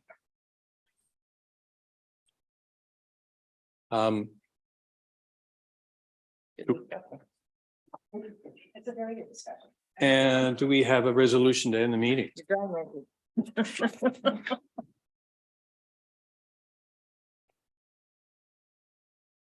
So, moved by Councillor Edwards, seconded by Councillor Kent, be it resolved that the planning committee adjourn at 2:12 p.m. and that the next regular planning committee will be held on Thursday, June 15th at 9 a.m. via an electronically and in-person hybrid format from the Council Chambers Municipal Office in Port Carling, Ontario. All those in favor?